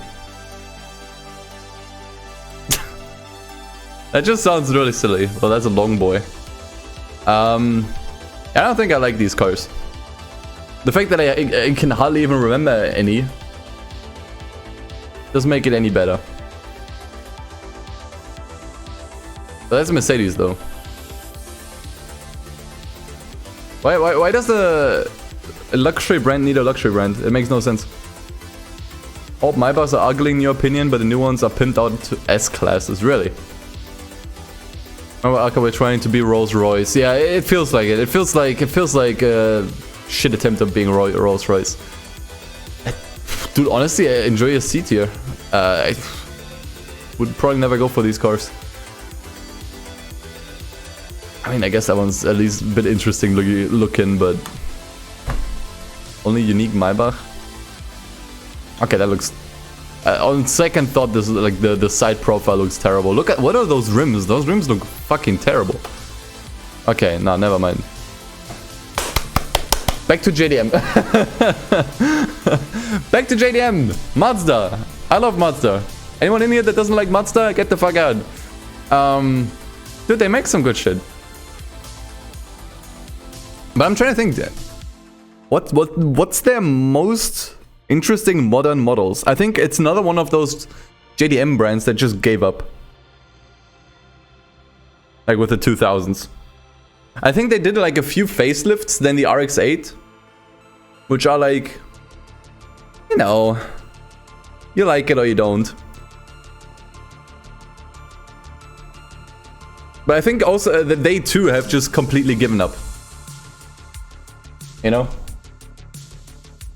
They too have just completely given up on trying to make like interesting cars, and now it's all just like, oh yeah, they still do the MX-5. That's the only thing they still do that is interesting, right? Am I missing anything? What am I missing? What is Mazda still doing currently that is noteworthy? The 3 looks cool, yeah, for sure. RX-9 doesn't exist. At least I have not heard of it. This thing. I mean, the thing is, like, Mazda is also a family brand, right? And there's nothing wrong with that. I will not fault any of these brands for also doing like family stuff. Although you can do like family brands, you know, cars right, IMO.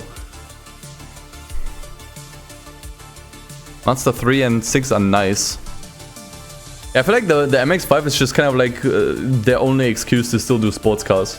But they have like a legacy of like really cool cars. RX-7, legendary, and I'm also gonna say like the RX-8. Really good. I don't think it can match the RX-7, but I also think comparisons to the RX-7 are also just kind of ridiculous. Like, I think the RX-8, despite, you know, also having the RX name in it, I think it's just trying to be its own thing. Mazda Furai, oh yeah, that one is insane. Sadly never made it anywhere. Oh yeah, it's 7B, like, also legendary. Like, they have it's another one of those sad stories, you know. Made a lot of legendary cars, and if they would still keep going, like imagine if Mazda had the same ambition as a Lexus and Hyundai, then I would put them in S tier without a fucking doubt, but they gave up. They just gave up, and that's why I'm gonna have to put them in A. Sure, they still do the MX-5, and yes, I also like the new MX-5 just as much as the next guy. But if that's the only thing you have going for it in the last 10 years, I mean, come on, man. cursed car. Oh, for fuck's sake. That is probably not where you can put your license plate. I don't think you're legally allowed to put that there. Alright, I think it's a comfortable A tier though. Look at the back. Oh, fuck, you're gonna make me click at the link again. Oh, what the fuck? Okay, get me out of here. Okay, get me out of here. McLaren. Dude, McLaren, I do have some split opinions. Some of their models look too samey. I cannot point you like in my head what was it? The 670S and the 720S look the same. I know they're not the same, but in my head they're the same car. They suffer from, you know, the shit that a lot of modern cars suffer from, and it's just like everything looks too samey. Also true for BMW. I haven't talked about it when we ranked BMW, but dude, like, they all look the same. It's just like cars of different sizes. Man, McLaren's, dude, man, you know, like P1 is brutal, dude. You know. What else what other cars are there in McLaren's reservoir? What are some of the old cars? Oh yeah, dude, the F1. I mean, dude, the F1 is probably one of the most legendary cars ever built. It was like the F1 was what Koenigsegg is nowadays. That was the F1 back then. MP412, yeah, that's also a banger for sure. What do you have here? Yeah, that's the F1 Longtail one. Insanely looking car. Yeah, dude, I think McLaren is an easy A. I don't think anyone is gonna doubt with, you know. I mean, I can definitely see why some people wouldn't like the most modern McLarens, but bro, you're never gonna be unhappy with a McLaren. It's definitely A. Easy A. Okay, you're gonna have to help me out with this one, Chad. So you got one more pick. Yeah, true. I mean, they're also very active in F1, but I'm not gonna count F1 here. Mercury.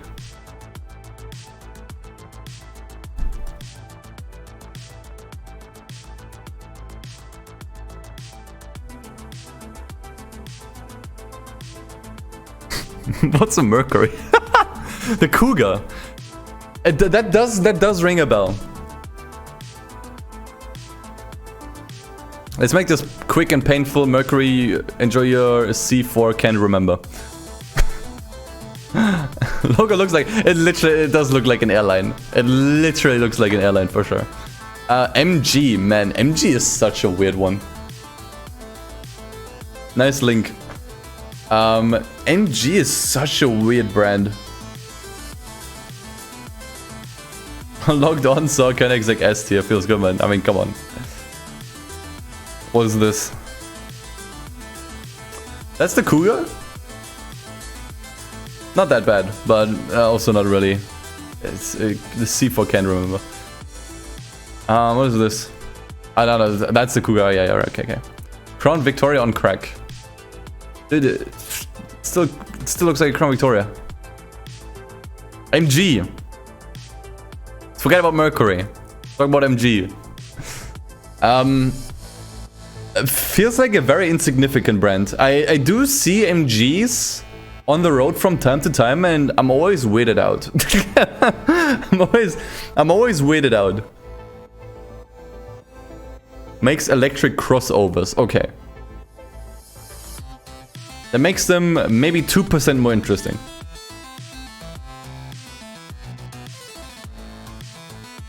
Wasn't I remember, like, it was like in one of the Top Gear episodes where they tested some MG. Wasn't it like one of the worst cars ever built? It was a convertible, I think. Dude, the logo is so massive. The logo is like, Jesus Christ, bigger than the fucking wing mirror. This looks generic, I'm sorry. What's this? That's actually, yes, that's not bad. That's not bad. Now they had this one, what was it? I'm thinking of like one specific MG car. It was like a convertible from like the 2000s. Top Gear ranked it one of the worst cars ever built. Because it was like slow, it was unreliable. The MGF? Yes, this piece of shit. Didn't they rank this one of the worst cars ever built? And I see this, I've seen for like... in my childhood, I've seen this car every single, like... No, not every single time, but like... Every time I saw it, I was like, dude, this thing is fucking dreadful. Certainly not one of the worst. That just looks ricey, I'm sorry. Yeah, I also remember this one. And this one actually got used in rally. I think all of the rally cars, this is just a bit unimpressive. It's not bad, but it's just unimpressive. MG. Also gonna have to put it into C. Mini. Spicy, spicy, spicy. What do I think about Mini? Actually, give me a second here. I'm gonna have to make sure that I actually still have space in my hard drive for the recording. I do, okay.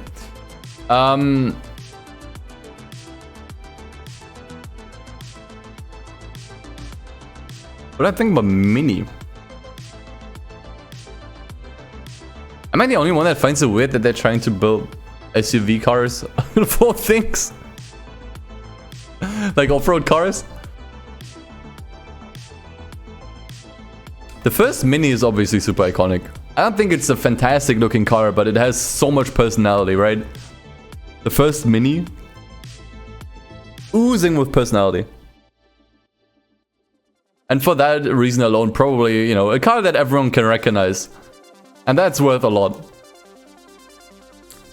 But they're modern. I don't think they look that bad.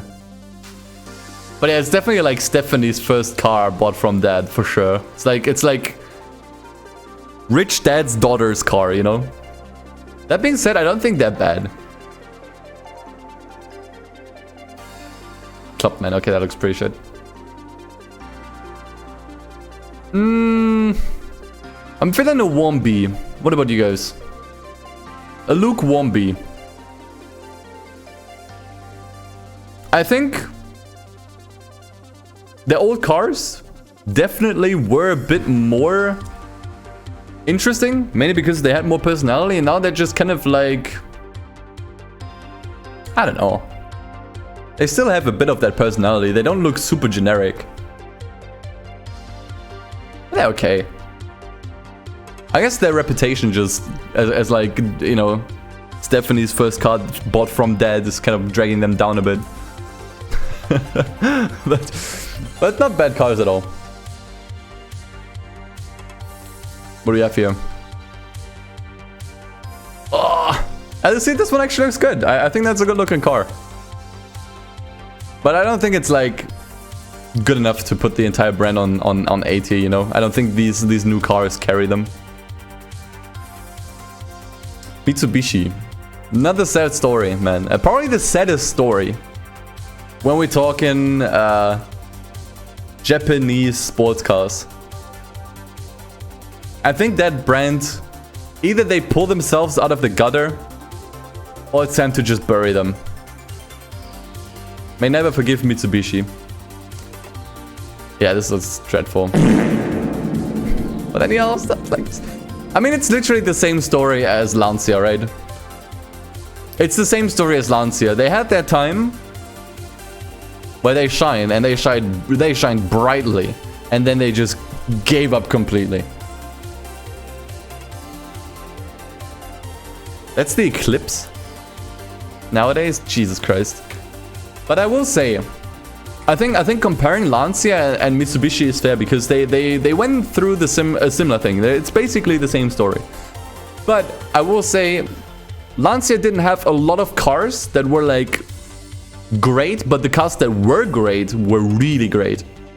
And when we look at Mitsubishi, we can find more of these cars, a wider range of these cars, right? They have the entire Lancer Evo series. all of which are bangers, although I do think some of them could have been more different. Like 7, 8, and 9, dude, it's the same car. Seriously. Evo 10 was definitely the last good car that they made, and then they gave up. Then they gave up.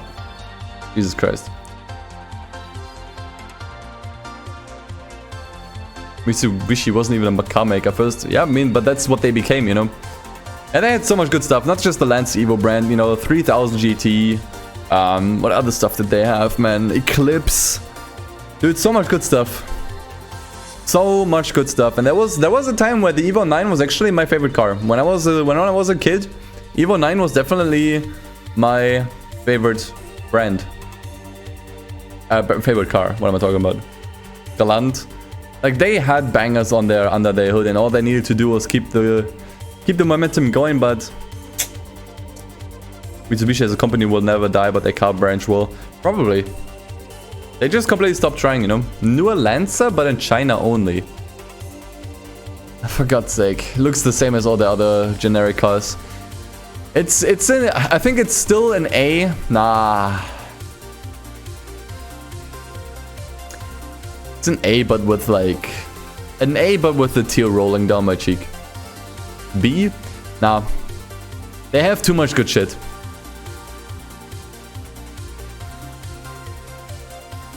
They have too much good shit. Again, like we have the same story as with Lancia, but I think Mitsubishi had a longer runtime, and we have to acknowledge that.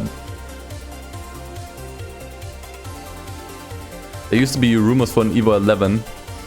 That's sad. I hope they come back at some point, but I don't think they ever will. And we're just gonna have to live with the existing Mitsubishi cars. I mean, who knows? You know, at any point they could have a change in leadership, and then, you know, they have someone who's a bit younger who grew up with these, you know, super nice Mitsubishi cars, and then they're like, yo, let's do something again. And I really hope we can see that at some point in the future. Morgan. Did they make a three-wheeler? Didn't they? Isn't this a three-wheeler brand? Do they actually make cars with more than 3 wheels?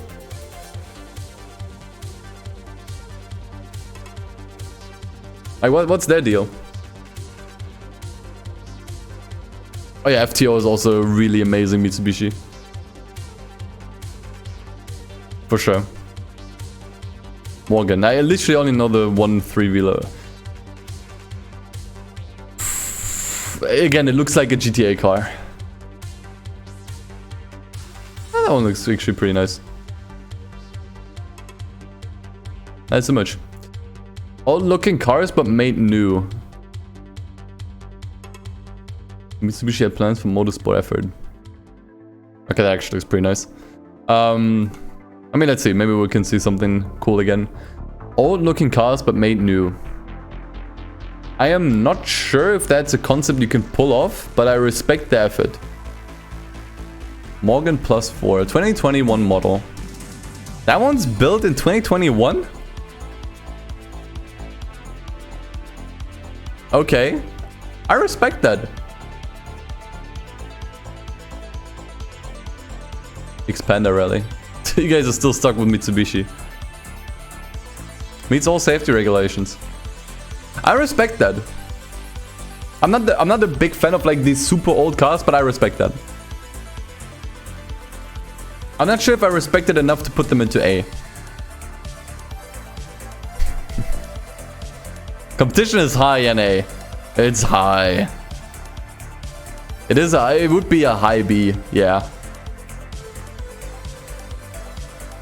It would be a high B. Alright, I think I'm gonna have to take one more bathroom break. I suggest you guys do the same. And hopefully then we can wrap up. There's still a lot more brands to come. So I'm gonna have to speed this shit up a bit. Alright. So. We are at Nissan. This is gonna be very, very hard for me to make like an unbiased opinion here, but I'm gonna try. Call me out on my BS if you feel like I'm being too Too nice. Okay, so first of all, let's get this shit out of the way. They have the Nissan Cube. Probably the worst car they've ever built. Probably one of the worst cars ever built, period. I know there's some fans. I don't give a crap. It's just, come on, dude.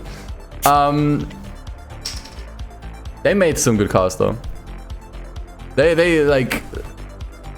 I mean, like, you know... And I don't think this is my bias speaking, you know? I don't like the 350Z is my favorite car, okay? But, like, can we just, like, shut up and appreciate that they actually went out of their way to make, like, a lot of really cool cars? Like, the Z series is, like, one. And I think all of them are pretty decent. Right? Then the Skyline franchise. And I mean, we don't even need to talk about the Skyline line. Like, the Skylines, I mean... Most people that don't like a Skyline don't like it because they actually don't like it. It's because they're super annoyed because everyone else can't shut up about it. You know? What else do we have here? What is this thing? Discontinued vehicle, Sentra Nismo. Yeah, I'm not surprised. I mean, come on, dude. Like, you know... Nissan S Cargo. What the fuck are you guys posting, man?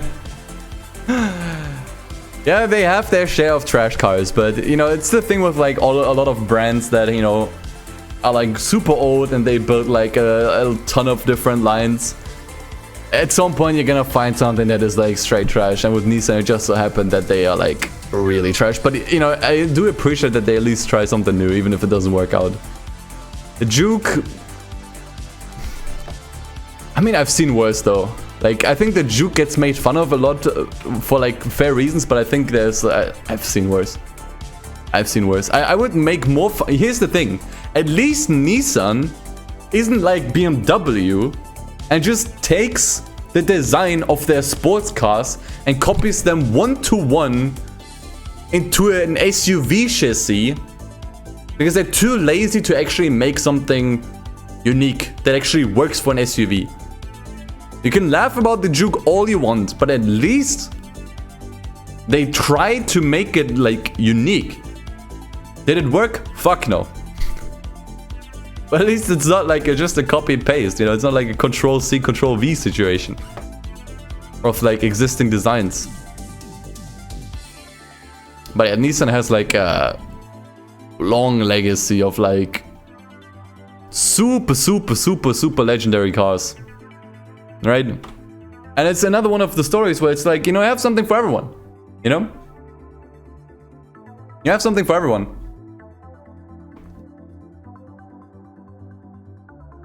Sadly, like, just like most other Japanese car brands, sports car brands mostly, kind of stopped trying.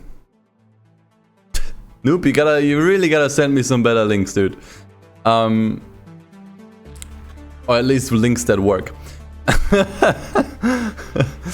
Not like the raw image data. There you go. That's something I can use.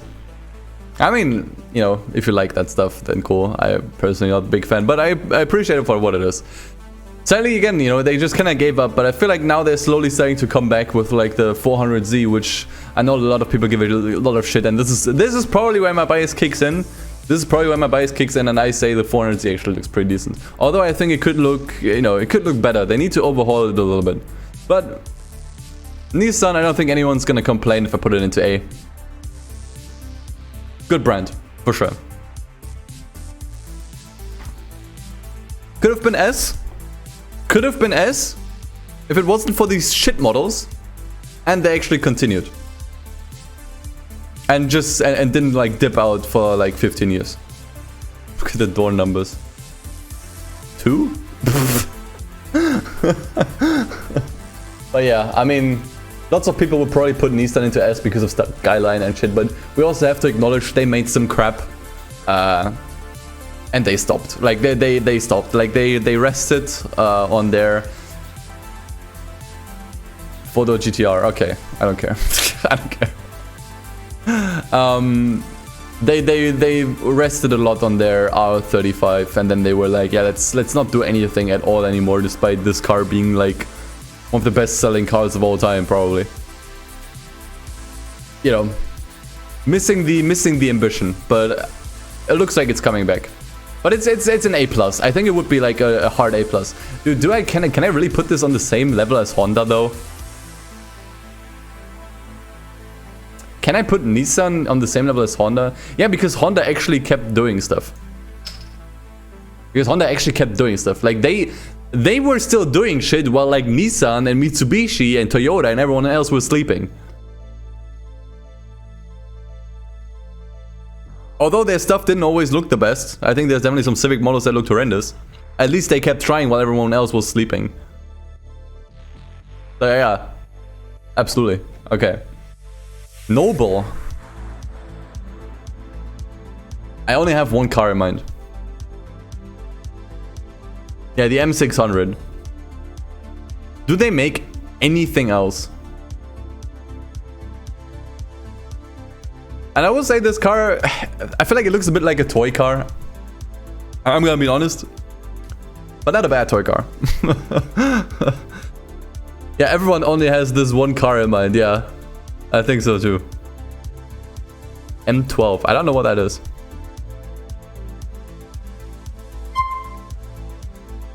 Hey, Shari Sit. Thanks for follow. Hope I didn't butcher your nickname there. Dude, I don't think anyone cares about this brand. M12, okay, let's see it.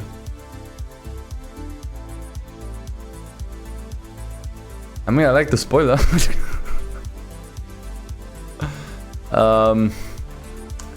Enjoy your seat here. Oldsmobile. Certainly old, because I don't remember anything that isn't old. Probably not a good idea to put the word old in your name. Old GM brand.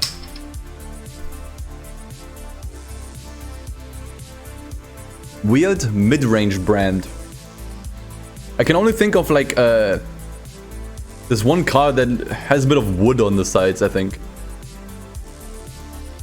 What do you have? That is literally a Buick. Show me this car, I would say this is a Buick. What else do you have? That's an Oldsmobile? Also looks like a muscle car I've seen before. And this is an insult to my eyes. I'm thinking of this like one car that has like wood on the sides. It looks like a family car, you know, American family car. Let's see. Unless, yeah, this is the one. That's what I'm thinking about. Probably like the only unique and like memorable car that they made. And it's like family car. Bravada. Dude, it's just like a super generic looking SUV, man. Okay, moving on. Opel.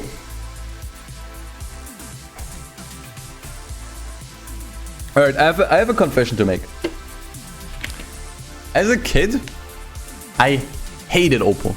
I really hated Opel. Really did. It was like my most hated car as a kid. Like if you would ask me when I was like 9, what's your least favorite brand? I would go on like a 10-minute rant on Opel. But you know, as you get older, right? As you get older and you learn more about like, you know, a brand's history and the older cars, you know, the more I start to realize maybe this brand isn't shit entirely. Maybe this brand is only shit 80% of the time.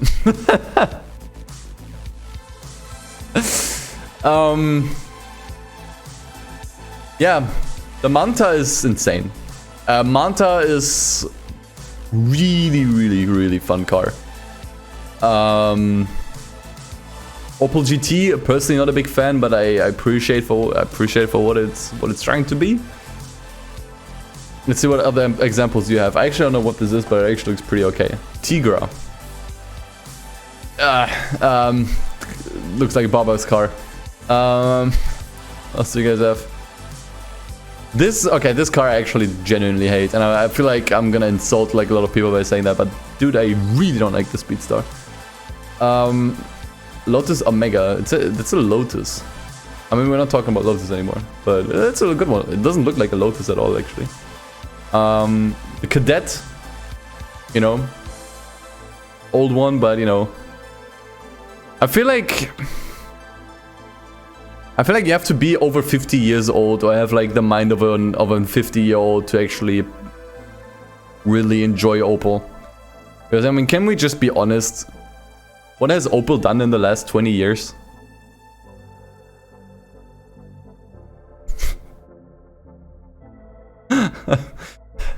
Has there been like anything that was like exciting? Insignia and Corsa. C for Corsa. C for Corsa. Peugeot. Ooh. Come on, brain. Come up with something good for Peugeot so I don't have to put this into C tier as well. Because it's clogging up. Opel Omega tuned by Elise. I mean, if it's cheating if it's tuned by Elise. IMO. Dude.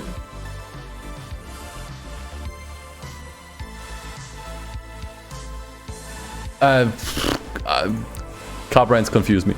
Moving on to Peugeot. Rise the Taxi. Yeah, I mean from the taxi movies. I will say though, not this particular tuning, but this particular, you know, line of Peugeot actually looked pretty decent. I don't hate this brand or like this particular generation of Peugeot. I mean, honestly, I don't feel like we should rate this, put this into a ranking because cars back then looked all the same. Okay, this thing looks pretty wild. You guys are actually improving my opinion. I mean, yeah, okay. Gotta appreciate one of the best rally cars ever made, of course. Don't gotta appreciate that. Whatever the fuck this is. Ah, God, my mom's car. Yeah, okay. They had their cars, you know. I feel like, you know, Peugeot, I feel like it's one of those brands that does like an insanely good car on accident every 10-20 years. Peugeot Onyx. Oh, I really don't like that one. I'm sorry. Wait, doesn't that one only have 3 wheels as well? No, okay, no. But there was a Peugeot that had like only 1 wheel in the back. Or like, maybe it was 2, but they were like really close together. Either way. Peugeot, honestly, man, I'm feeling a B. What about you guys? And I think it's a very generous B. Oh, you just posted that already. Yeah, nah. Green accents feel really out of place. What's this? Yeah, that's the one. Jesus Christ. I think it was Drive Club. Love the 4508. I think the green accents are just super out of place. Like, there's just not enough and they're like way too bright. Chassis looks decent though. Yeah, I'm feeling like actually maybe a bit of a cold B. Honestly, this is mostly due to like the rally cars. The rally and trailblazer cars. I think that's when Peugeot truly shined, but also like, dude, come on, man. More leaning towards C actually, but I think B. It's a very close B. All right, Plymouth. I gotta be very careful here because my girlfriend's favorite car is a Plymouth. And I don't necessarily want to be single again. I started to appreciate the old muscle cars. Mainly, I'm not sure if it was the Barracuda or the Roadrunner. I think it was the Barracuda. Really cool muscle car. What do you have here? Yeah, this one. Dude, this one. Honestly, this might be one of my. I can definitely see why it's my girlfriend's favorite. It's cool. It's really cool. It feels like it's like a Challenger, but with just a bit more spice, you know, and a bit more of a modern flair.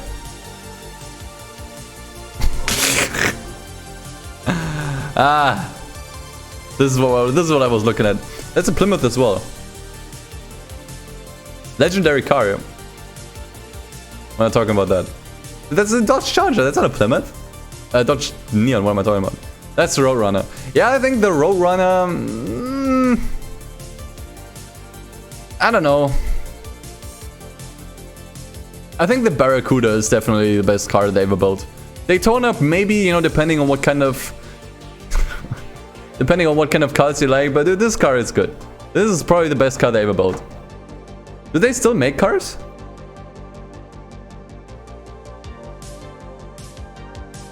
The Neon had Dodge, Chrysler, and Plymouth variants. Okay. No. Okay. So they made 2, maybe 3 exciting cars? They made this? Okay. Okay, okay, dude. Okay, dude.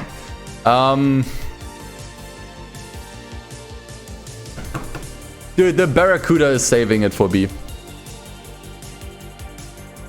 I know a lot of you might put it into C. And I can totally see why. But I think the Barracuda, they went out and built something that, in my opinion, is maybe even better than the Challenger back then. I think it's like this close to C though. That is a Chrysler. Stop trying to fuck with my brain. Oh, did they? I think the PT Cruiser is another one of those cars that is like in every brand. It's like all the car brands, like American car brands, coming together to commit a crime. It's like everyone came together to make like to sin, basically. It's still a B though. Like the Barracuda is just really cool car. Daytona as well. And I think the Roadrunner, not my personal, not something I like personally, but also it's still cool.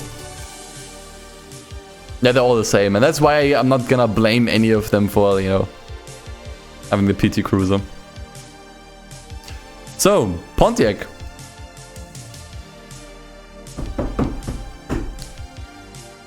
Man, they made some shit cars. They made some shit cars. This is the first thing that came to my mind. The Aztec, also the Solstice, I think is dreadful. I know it has some fans, I find it dreadful. I mean, that's just... This though, this however, that I like. That is a GOAT, for sure. I feel like... Yeah, enough said, right? Oh, they also made this one. That's the Judge, isn't it? Okay. They made the GTO and the Judge. I think that's another broken link. Iron Duke. Okay. So we're talking cars. We're mainly talking about these two and this one. That's the Firebird. Ah, yeah, right. Okay. I think that's a good lineup.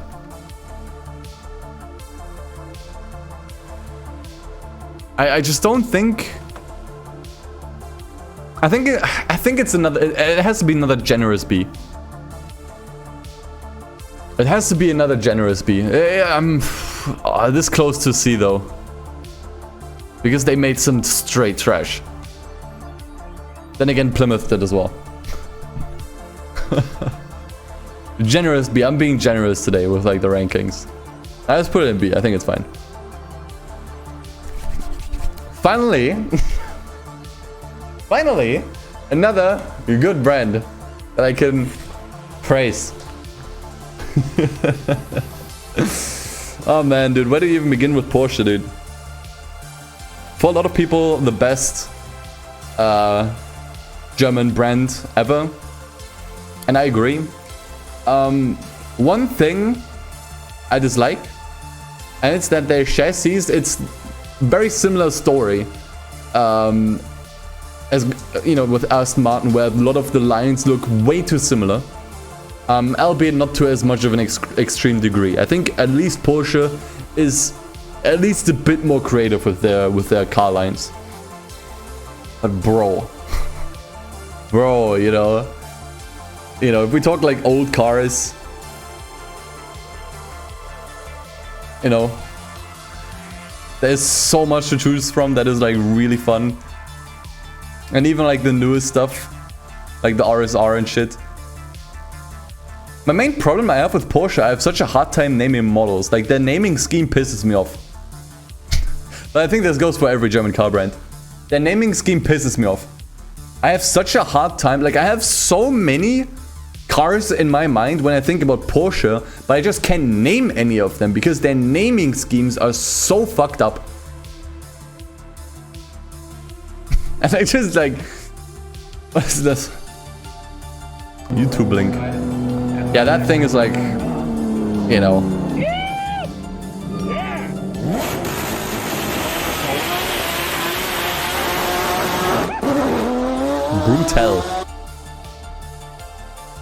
Brutal.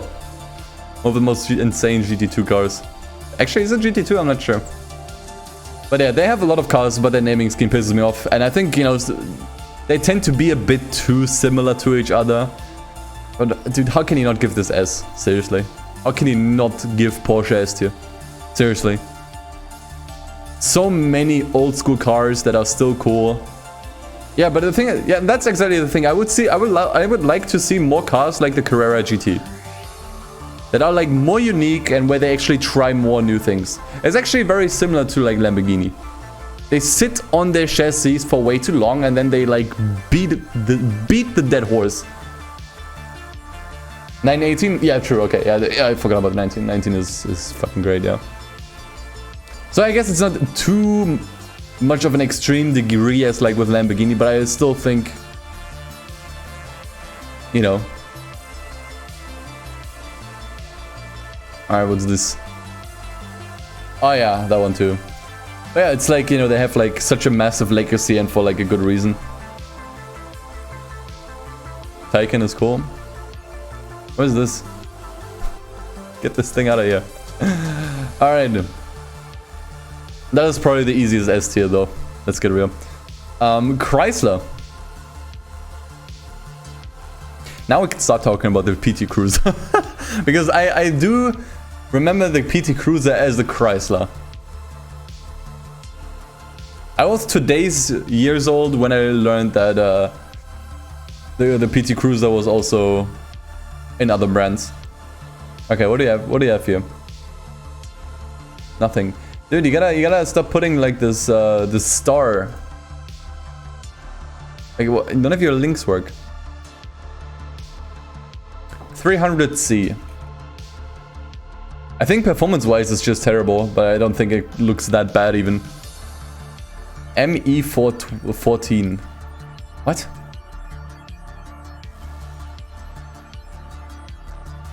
The newest, I think this one looks better than the old one. ME412. Yeah, the ME412. That's probably the only good car they ever made, IMO. ME412. Like, they went out, made like a hyper car that was like insane, and then they did it never again. What is it with brands doing that? They come out, do like one insane car, and then they like piss off. Yeah, like this one. And then they stop and they piss off. Why? Why? Okay, that thing is insulting. Chrysler, like, with all respect to like the ME412. See. With all respect, with all due respect. I mean, but they're still like, come on. Why is Ram listed separately?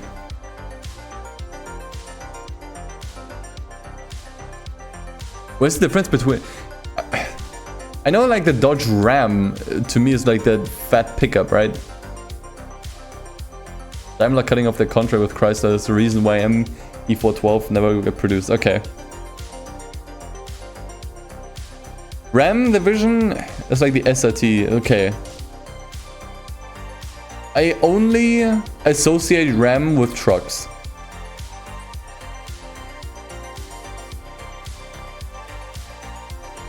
Is it just the trucks?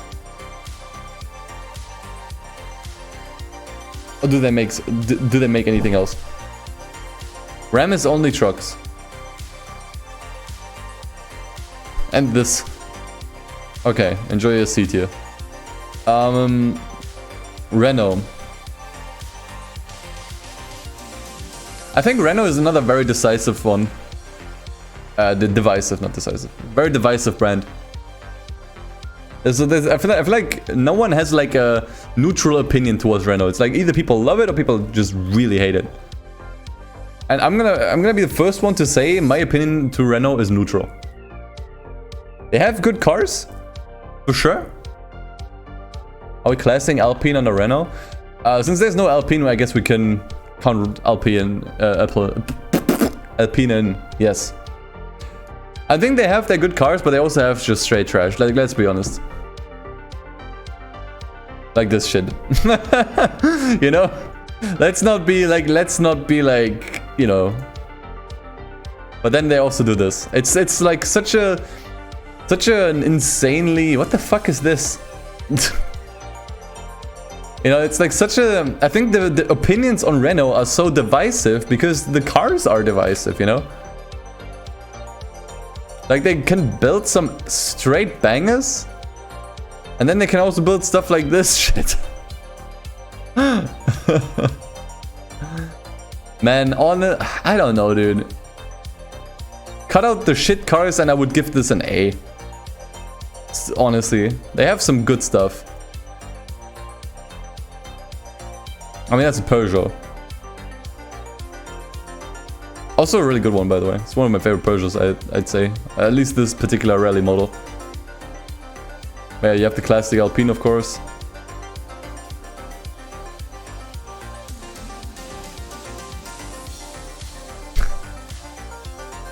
Chat, don't make me put Renault into C. I think they still deserve a B because they have good stuff. You know, they have the Clio, the Meganes, especially I think the modern Meganes are actually super nice. One of the more interesting modern hatchbacks, if you ask me. By Clio V6, we saw that turbo one that got used in rally is like super brutal. They definitely have good cars. They have a good selection of cars, but they also have a lot of dog shit. You have a bit of both, and I think for that they also deserve a B tier. You know, like like this for example, I really think the modern hatchbacks look great. I genuinely think this is a good looking one. If you don't like it, I can totally see why. Like some of the lights here look a bit fucked up. Like what is this here? But yeah, I think they're okay. I think they're fine. S tier? Really? Wait, where's the pick from earlier? Was it this one? No. Where was it, dude? Oh. Where was it? There it. You would give a brand that does this S tier. You would give a brand that has made this thing S. Yes, okay, that's why you're not doing this tier list. Oh man. Stop posting the Twingo. Rolls Royce. I think Rolls Royce. Ooh. Hey Dove, thanks for the raid. Welcome, everyone. Hope you survived in Dark Souls. I saw you stream that earlier. I think Rolls Royce we have to judge a bit differently. Because they do not give a fuck about sportiness or performance. Only thing they care about, only thing, is to make the ride as smooth and comfortable as possible. And to make you feel like the richest person in the entire city. Do they succeed at that? I think so. It's just never an interesting car to drive in a racing game, and that's like kind of where the problem comes in, right? Because, you know, as I said in the beginning of the tier list, I mostly judge these brands based on my experience with them in a racing game. Because there's no way I'm ever gonna drive cars from every single brand here. Like, most of this rating is based on how much I like the brand based on their looks, You know, maybe their sound and just their legacy and just generally, you know, how willingly I am like, you know, picking these up in racing games. Exactly, you sit back in a Rolls Royce, right? Or you sit in the back of a Rolls Royce, not drive it. I will say Rolls Royce. Their cars are massive, by the way. Don't underestimate how big these cars are. Rolls Royce are massive. They don't look like that, but they are massive. Hey, Dandy Drevo, thanks for the follow, appreciate it. I'm gonna give them B. I think they sit comfortably in B. I think they are, you know, smooth, comfortable experience if you have too much money, but they're also not really exciting. And I think we have brands here that can do both, and especially we have brands coming up that we still have to rank that are able to do both. That can, you know, feel luxurious and like, you know, comfortable, but also exciting. They focus on one thing, and I think they do that one thing very well, but that is really it. Renault is good as Rolls Royce. Yeah, I think so. I think like for me personally, in terms of excitement, yes. Like this is like we completely, the money aspect doesn't matter here. It's also why I put Audi on the same level as Koenigsegg and Lamborghini. Like money isn't really, you know, a thing here. And it's also why something like Honda is over Bugatti, you know? Yugo brand in the list, no, but I can assure you would be on S tier. That I can, I assure you. Rover, what the fuck is this? I thought we already ranked Land Rover or Range Rover. Z tier. Rover 75. Looks dreadful. Any other examples to change my mind? British shitboxes with Honda engines. Really? These are British shitboxes. Oh god.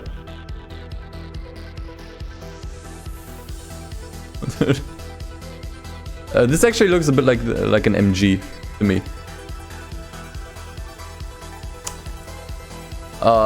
Guys, you're gonna make me cyberbully again? No. Oh no. You're gonna make me, oh no.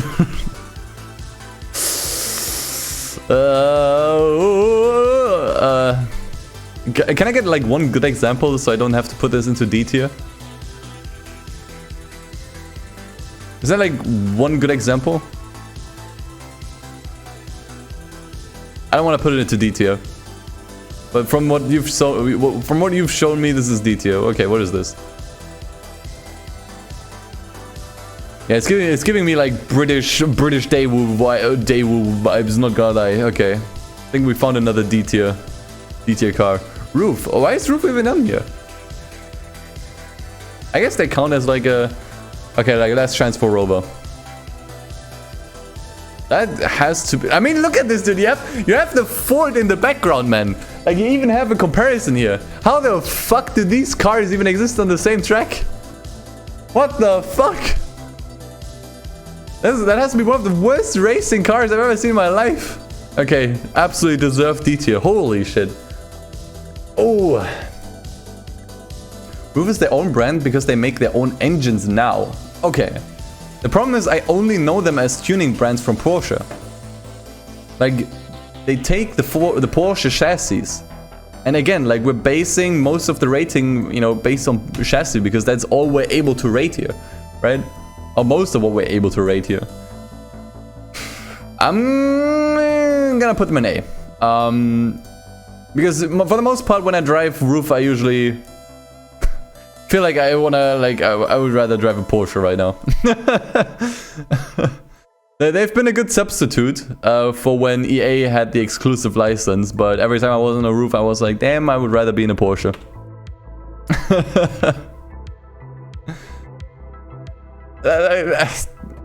Decent A.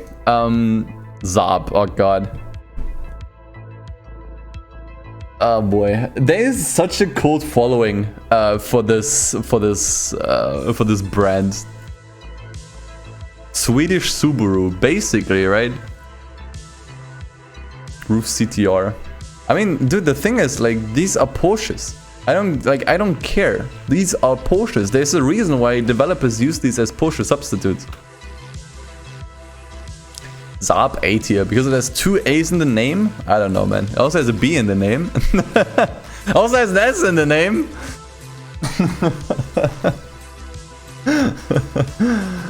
I don't like Saab. I don't think these are good looking cars. I think the modern ones look a bit more acceptable. I'm feeling heavy C energy on Saab, not gonna lie. In fact, maybe even like a low C. Maybe even low C. Catch me on a bad day, I would give this D tier. But today I'm feeling good, so you're getting a C. Celine, oh, I didn't even think about Celine. Ooh, Celine, yes. Dude, I wish they would make more cars. I think they have it in them, man. Yeah, I'm about to catch shots. Shit. -1 sub. Dude. Celine. I mean, you know, this is kind of just like a Mustang, but at least this one looks substantially different enough. The latest car. Really? Microsoft Bing. Oh god, what did you get me on? Get me out of here.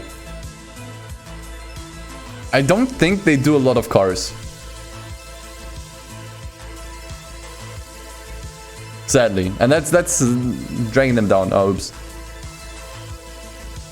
Some Celine concepts are shit, but the S7 is enough to make it an A. Yeah, dude, the S7 is super carrying this brand. But also the one you posted earlier, this one. I think this one is beautiful. Although, you know, just like Roof is, you know, it's based on a different car.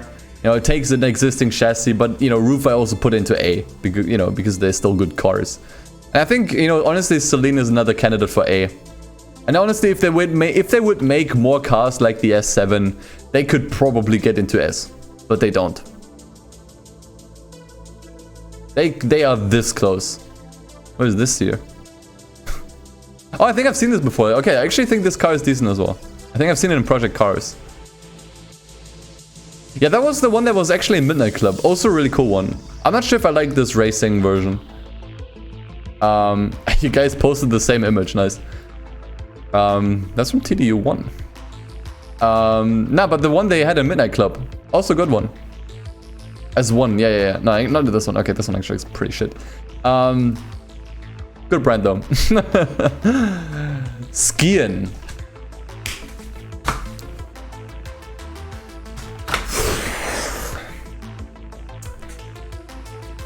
Skiing,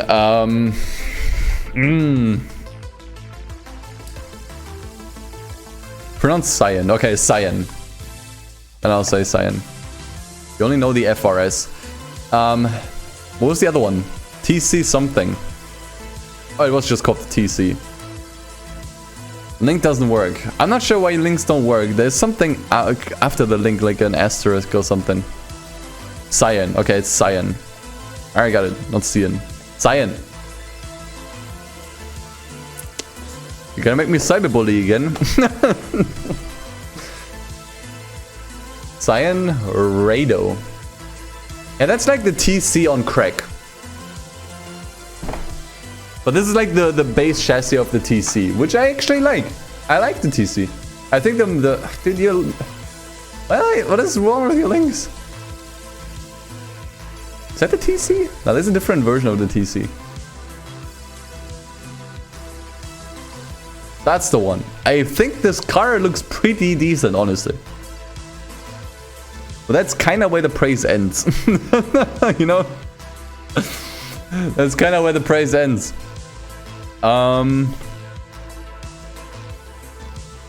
It's like a mid C.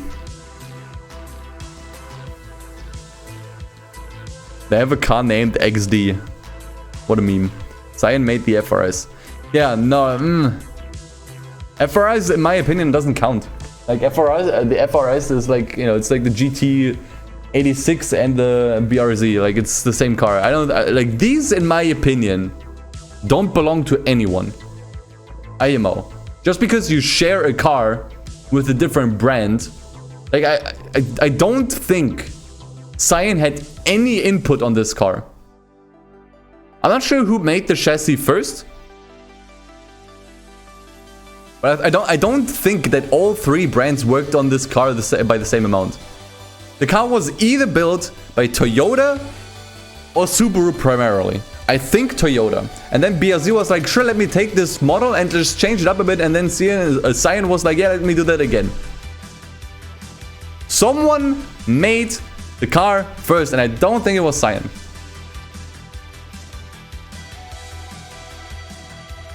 Yeah, I think they deserve this C tier. Cyan FRS is just the Toyota 86 for the Americas. Yeah, exactly. But that's what I mean. Like, someone made the chassis first. I don't think that all the designers of all three of these brands sat together in a room and did this shit together. Someone came up with a chassis.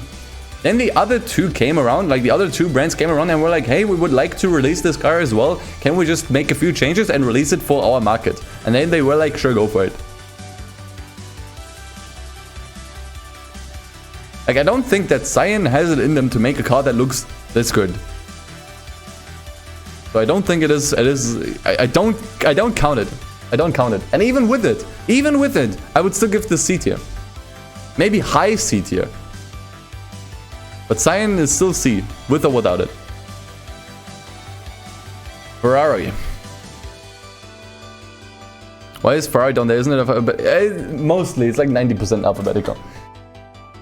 Dude, it's like the dream car brand, dude. Like, come on, man. Like, come on. Like, you... Everyone can find the Ferrari that they love. Point simple. Simple. Like, even if you hate cars, you will find a Ferrari that you at least find decent. And this is like where I was like complaining about like Lamborghini. They are great, but they don't take risks. They, you know, they do like a model, and then they milk that model with like an obscene amount of facelifts for like years. And this is where Ferrari is different. Ferrari doesn't do that shit. Ferrari constantly does something new. And that's why you have like an insane amount of variety within Ferrari. You have everything. You have like entry-level sports cars, and you have everything from entry-level sports cars to like insane hypercars. And everything in between. Like, they are so willing to come up with new models, and that I respect. Because Ferrari doesn't need to do that. Ferrari can just be like Lamborghini and just do like one line, give it like a little facelift every second year, and still make just as much money. But they don't do that. They still innovate. And sometimes, you know, sometimes their cars suck. But oftentimes I actually find myself pretty liking them a lot, you know? And then when you look at like the legacy, this is like one of the most like... This car has like the most amount of like respectable history, you know? And they have so many classic cars that are just super iconic, you know? I'm gonna be honest here. Anyone that gives Ferrari anything less than S tier is not a car guy. Or at least doesn't know what they're talking about. Honestly.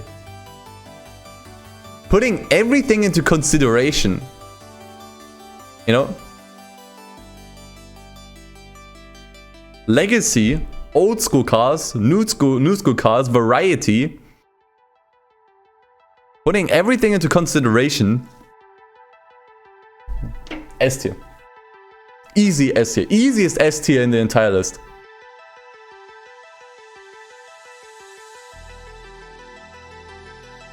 Like, we can talk all day about whether or not Audi and Dodge deserve to be in S tier. It is not a question with Ferrari, and I will not debate about it. If you try to debate about it, if you try to debate with me that S tier doesn't belong in, that Ferrari doesn't belong in S tier, to me that just means you didn't do enough research. Discussion over. Seat.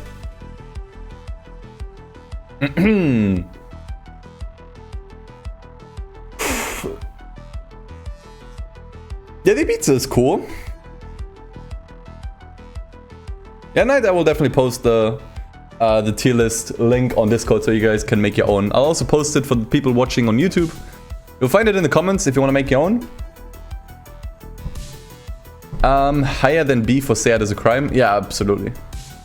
The thing is, Seat is another rare brand. I can't name you a lot of racing games that actually have Seats. That being said, they can be cool. I think there's definitely some cool Seats. Like the Leon. I specifically like all the Cupra models, like the Cupra versions, which is kind of like the sportier ones. They're pretty cool. I actually was eyeing an Ibiza Cupra as like a first car. But again, you know, it's just kind of like they have a few cool hatchbacks and that's kind of where it ends, you know. That's just kind of where it ends. Yeah, you know, they had like cool rally cars like this one. But even those weren't like super successful or like super exciting. Like the competition with like rally cars was high, you know. Seat was always nice to see, but it was never really a show stealer, you know. I'm gonna give them like a forgiving B though. I'm gonna give them a forgiving B, very forgiving B. And I know some people might be insulted that I put like Seat over Opel, but Opel is a very close B, and like Seat is like a barely just B. You know, it's like pff. Shelby, aka Ford on cocaine.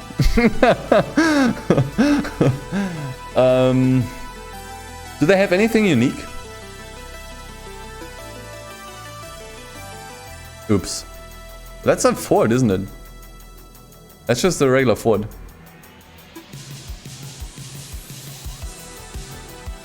At least in A. They're definitely leeching a lot off of Ford. They are, I mean, they are Ford on cocaine, as I said, and therefore the A tier is just... A tier makes the most sense. Let's just put it right next to Ford. I'm gonna put it below Ford simply because Ford still has that, you know, the variety that I like. Oh yeah, they had this one, right? The Shelby Cobra. Really iconic one, honestly. Really iconic car. Not one of my favorites, but I gotta appreciate it for what it is.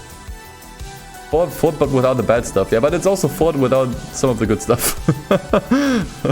Or some of the interesting stuff, I should say. But still, like, you know, Shelby is like, you know, just fucking brutal. Skoda. Another rare one. The Cobra concept. True, I remember that one from Midnight Club LA. Oh yeah, also this one. Yeah, I think they deserve their spot in A. Skoda. Also appeared in Rally. It's kinda it.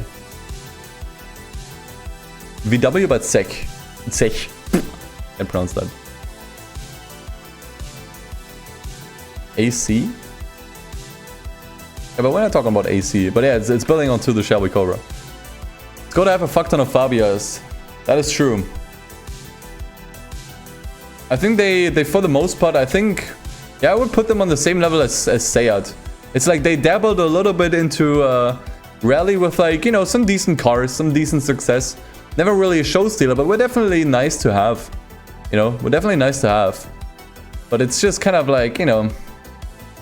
This is what they do for the most part, so yeah.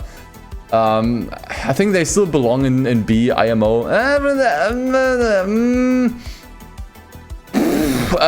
Nah, actually just below.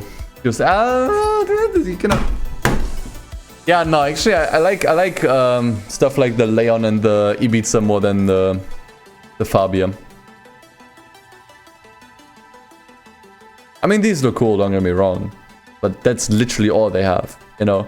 And it's like, you know, when you have like these one-trick ponies, you know, there's like a lot of one-trick ponies in C tier. You know, you have DMC, you know. Buick is another one-trick pony. Bentley, probably also. You know, it's like the tier of one-trick ponies. I think they rest in like, I think they're okay in like high C tier level. Not sure. I can't say I've seen that one before, but it also doesn't blow me away. Oh no.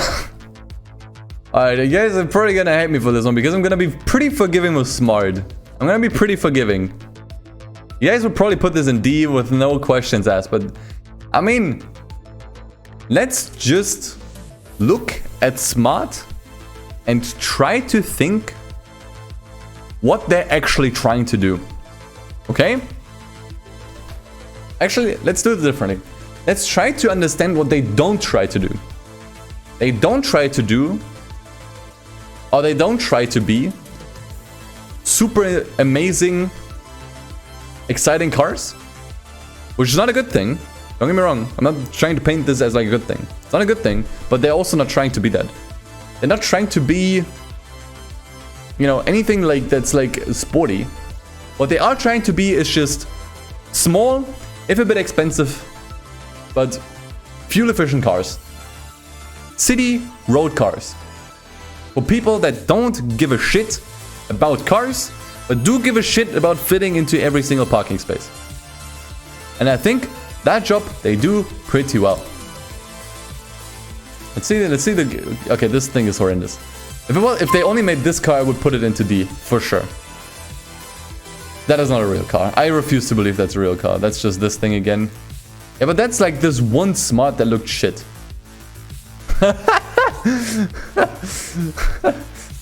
Smaller cars than Dacia, but more expensive. Yeah, but also not as shit, man. I mean, sure, this one looks horrible, but... Dude, if I type in smart in Google...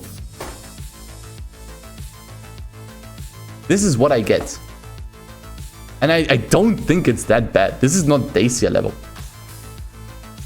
This is just a fairly inoffensive city car. That thing is real? Oh, for fuck's sake. Okay, this thing is pretty horrendous. I don't know, am I too forgiving, guys?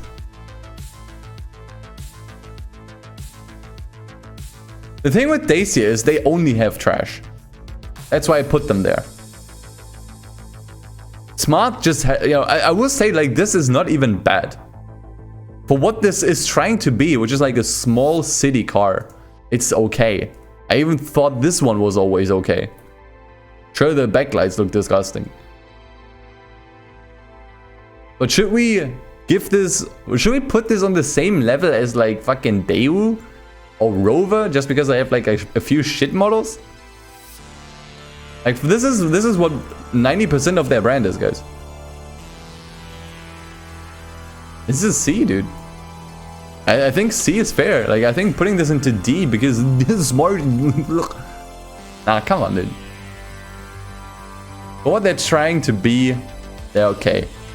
But like in the grand scheme of things, they're definitely on the lower end. Like C, like definitely in low C. You know? I think that's fair. That's a Dacia. Yeah, it looks generic. It doesn't have any personality. Overpriced? Sure, but we're not taking price into consideration. Like, come on. Why would I care about the price here?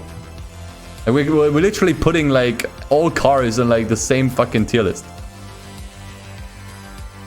Like, if we put price into consideration, like how could we put Nissan and Jaguar in the same level? What is this?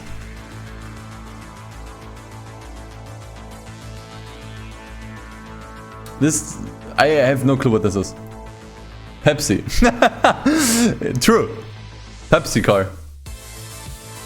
Saturn? I think it's Saturn, yeah. No clue what you're trying. No idea what you're trying to show me here, but I don't know. I think it is Saturn. Or Pepsi. Stud Baker? Studebaker? I have never heard of this brand in my entire life. How do you even pronounce that? Studebaker? Studebaker? This is it? Oh!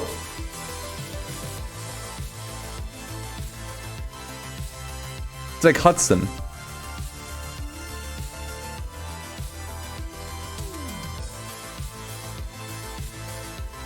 These cars look horrendous. I hope you guys know that.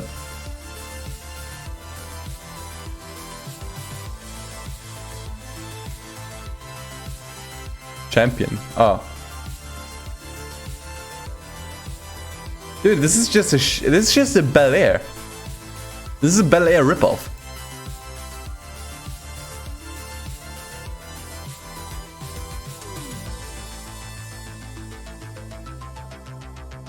Old American car brand with some unique cars in the 50s and 60s. No one knows this brand.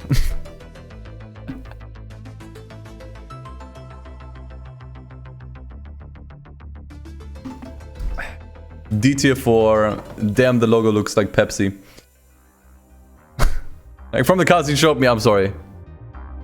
Maybe C minus, but I'm giving this high D. High D. Alright, let's go back to something nice. Subaru. Oh man, that's a good brand. I think it definitely deserves A at the very least.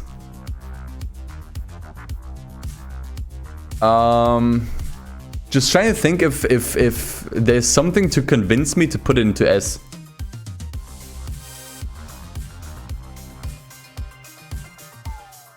But I don't think there is.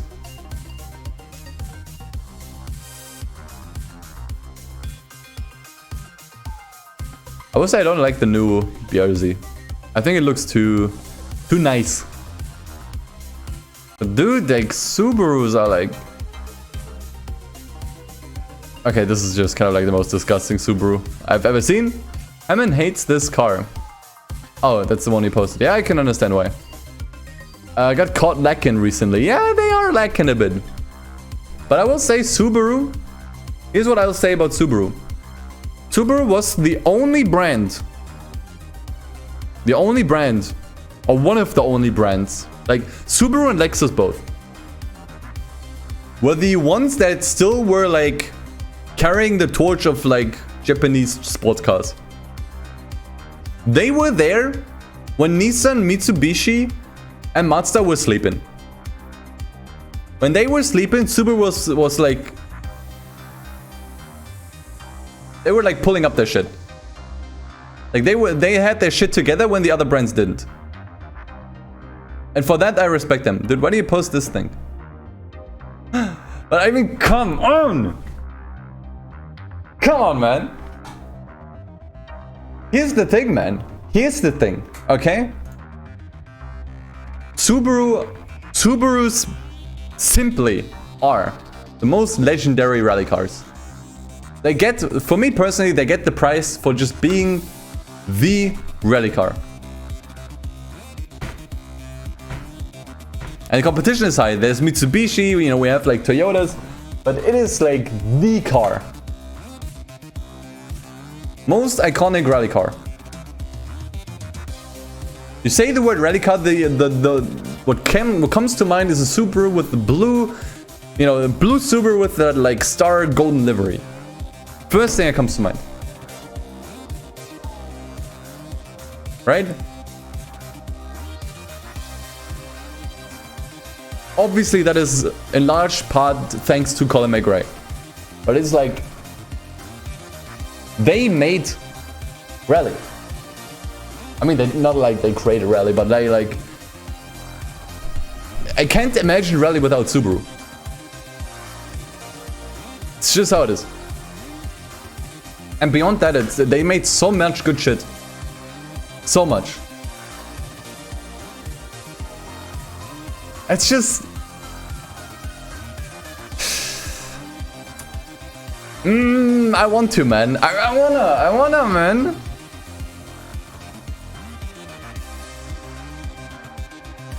STFO, who killed Captain Alex? Ah, dude, it's a toughie, dude.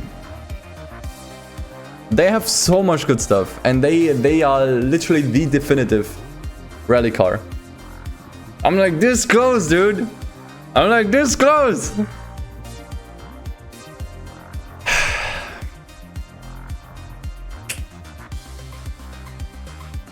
Yeah, like, even the economy class cars are like good. You know, they have great wagons. You know, great like 4-wheel drive cars.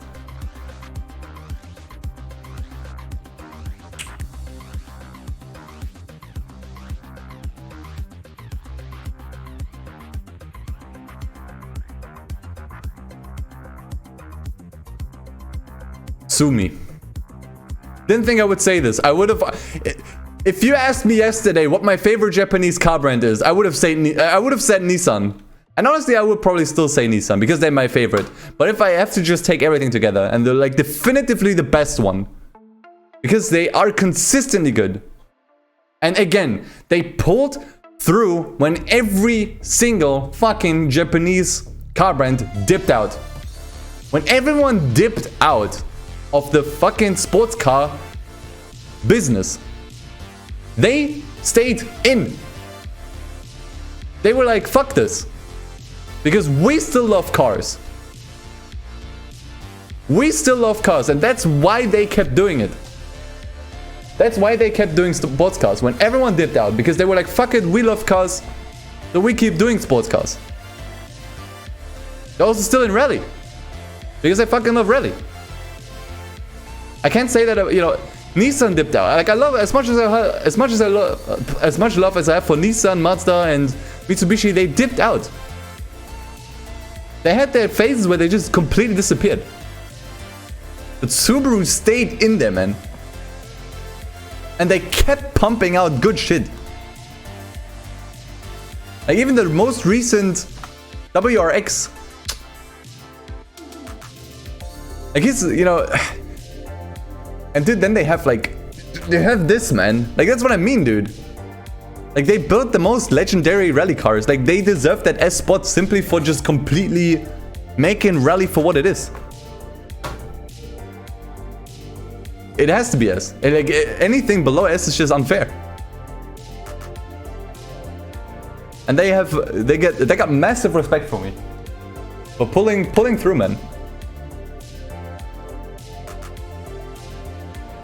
Didn't think this is what I would do today. I feel like I just had a bit of a revelation there, but yeah, just, you know, thinking about it, yes. Because, like, here's the thing, you can tell that Subaru loves cars. Like, you know, the dudes at Subaru, the dudes and dudettes at Subaru, they love cars, and they love autosport.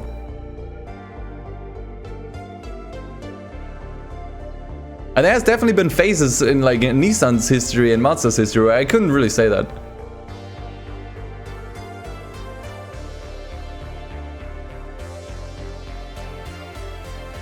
Before someone bombs me with actually awful Subaru cars. I mean, here's like the thing. Every brand has shit cars. That's how it is. Every brand has bullshit cars.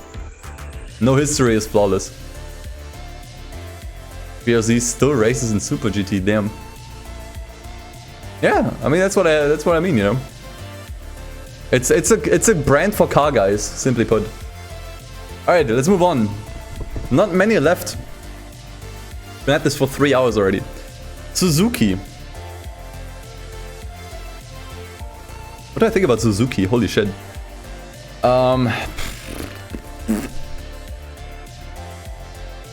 Suzuki Splash. Open, please? Why are you pulling this like these like 4K images? Okay, I don't like that one. Let's look at the next one. What is this, guys? Oh no, you gotta make me cyberbully again. Oh no. Oh yeah, they made the cappuccino. That's a car I actually started to appreciate.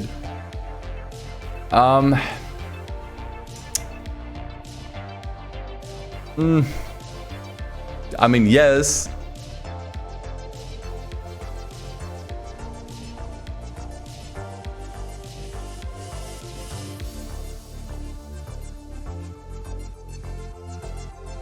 I actually like this one. I think that's my starter car. That was actually my starter car in Gran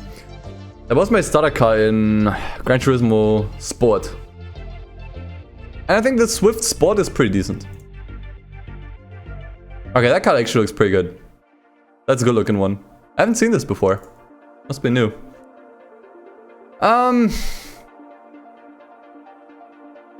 I feel like Suzuki is one of those cars that do like that have to do 4 shit cars until they can do a good one. You know? They have to do 4 shitty cars until they can do a good one. Is it enough for a B? I think so, but it's a low B. It's like Seat, you know, it's just like you had a few cars that are good enough to like make me ignore most of your shit cars, but you still gotta do a bit more, you know?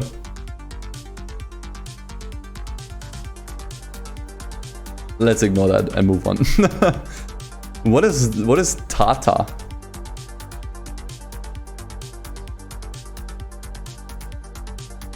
What the fuck is a Tata?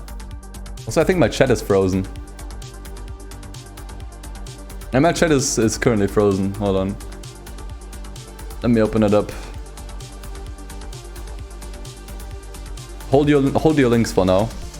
Okay, now you can post your links. What the fuck is a Tata? Tata Motors.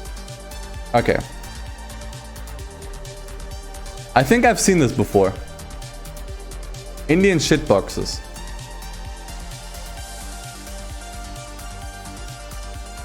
Oh no.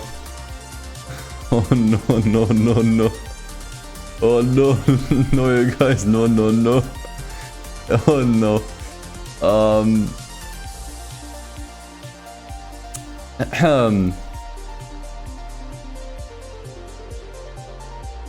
Dude, why is my chat frozen?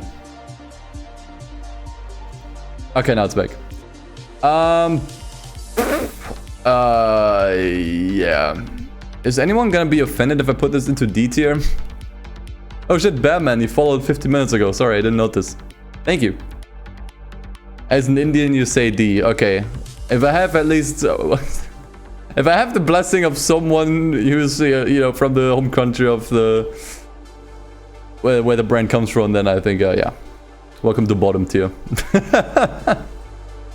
Tesla. Dude, can someone explain to me why there's so much hate on Tesla? Seriously. I don't get it. Where's the hate for Tesla coming from? I think they make perfectly decent cars. I think they do actually a good job at like introducing electric cars that aren't fucking boring. That actually like look decent. Which I definitely can't say about like some other brands that have dabbled into the electric market. Like they actually managed to build electric cars that look decent. And actually pretty exciting. Like dude, Teslas are fucking fast. They have like this massive monitor where you can have like in the interior where you can do pretty much everything on.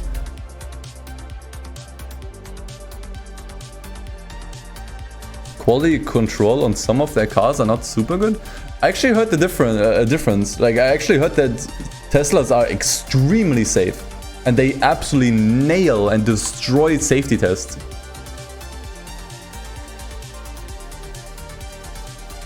Shitty QC and shitty business practices? Don't know anything about that. But I mean, I'm not sure if we should rank that in. I didn't like put that into consideration when we ranked Ferrari. Like we're just literally purely ranking the cars here. Safety, yes, but not build quality. Ah, okay. Okay. I don't know, man. I'm feeling a high B. I'm feeling a high B. I think they get too much hate still, though. People are like, ugh! Fucking Tesla! What the shit? I'm just like, come on.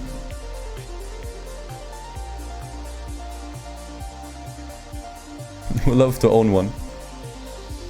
I think they're okay Bs. I think like when we talk about like electric cars, there's been much worse. Tesla fan base is the worst. Yeah, that is true, but again, I'm not ranking that in.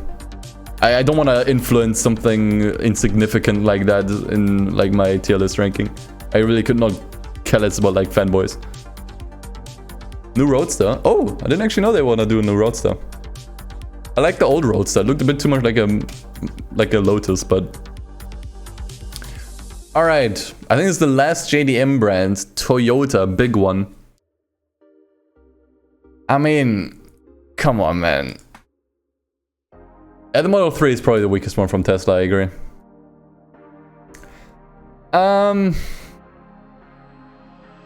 Good. Dabbled a bit into rally with good success. I have some good sports cars, you know. Try and think. Try and think of like all the models that I like from Toyota. Yeah, the new Yaris, honestly, they are slapping it. I think they, with the new Yaris, which is like the funniest thing I have seen in my life. Like the Yaris was such a shitbox. It's a car that we could collectively make fun of.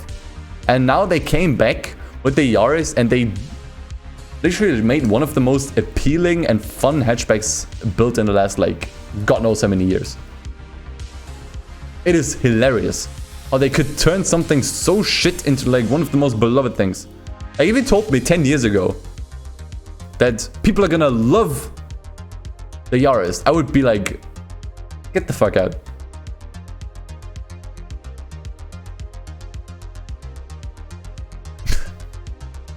I don't know, man. I would say I'm not a big fan of the Chaser. I know the Chaser has like a lot of hardcore fans.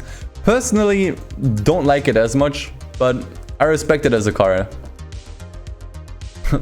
Super durable. I mean, that's a nice plus point for sure if you actually wanna own a car.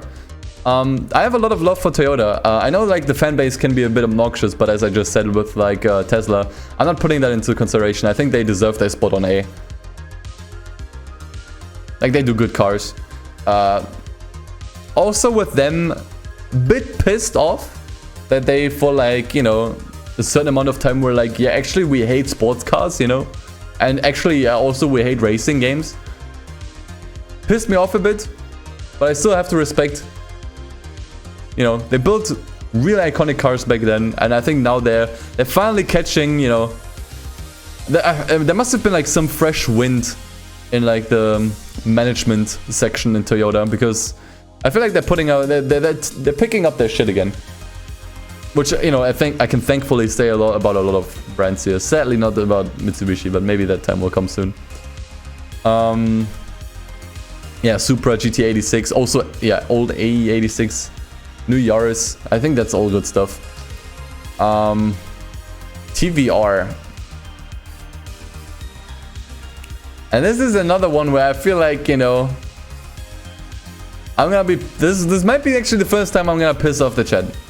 I think I was surprised. I thought like this tier list would be a massive dumpster fire because everyone's gonna have like different opinions, you know. Everyone's gonna be like completely pissed off with like my opinions and be like, oh, how could you put fucking Audi in S tier? The TVR, man. I think that's probably gonna be the first one, man. Low B, better than Noble. I agree, it is better than Noble. I would just not put it in. I mean, I just don't think TVR is better than Opel. Contrary to you guys, I really don't like the Sagaras or the Sabera. I really don't. I do appreciate how they, like, you know, I'm not sure, what was that? What is it? I think it was the Sagaras that had this like funky pearl effect color, like the dual color, which you don't really see on cars. So that I appreciate, but I also don't think it looked that good. I just don't like the chassis, guys. I think the lights look weird. Nah, it's just not like, yeah, the pearlescent, yeah. I appreciate it being different, but just because it's different doesn't mean it's good. IMO.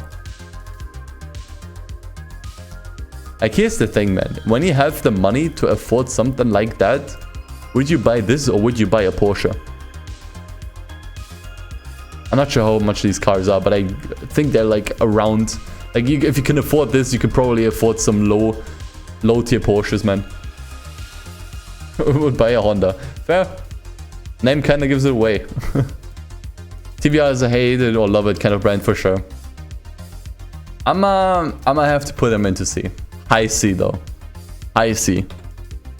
Before anyone gets pissed off. How can you put them in C? How can you put them into the same category as Smart? Yeah, Smart is at the very bottom end of C. And TVR is at the very top end of C tier. I don't think they make the cut for B, at least for my taste. If you guys want to put them into B, totally understandable. I can see why. Just not for me. Tired of seeing Porsches everywhere, you go for TVR. Fine. There's a reason why it's a barn find in Horizon 4, because no one wants this shit. I wouldn't go that far. I wouldn't go that far. It's just not for me. Alright, we have the final 5 here. I'm gonna be honest, this has been extremely exhausting, so let's wrap this up fairly reasonably. Vauxhall is literally Opel. Literally Opel. I put Opel in C. Okay, I will say Vauxhall is Opel without the legacy. So I'm gonna put this, you know, a bit away from Opel. You know? Like Opel, but without like the cool shit. P for the memes. I'm gonna put it into D for dank, man. Now, I mean, let's be real here. I think Vauxhall is all the shit that Opel produced. Isn't it? I would say like any genuinely good car that came out through Vauxhall. I think the GTO, was it? It's literally Opel, but without all the cool stuff.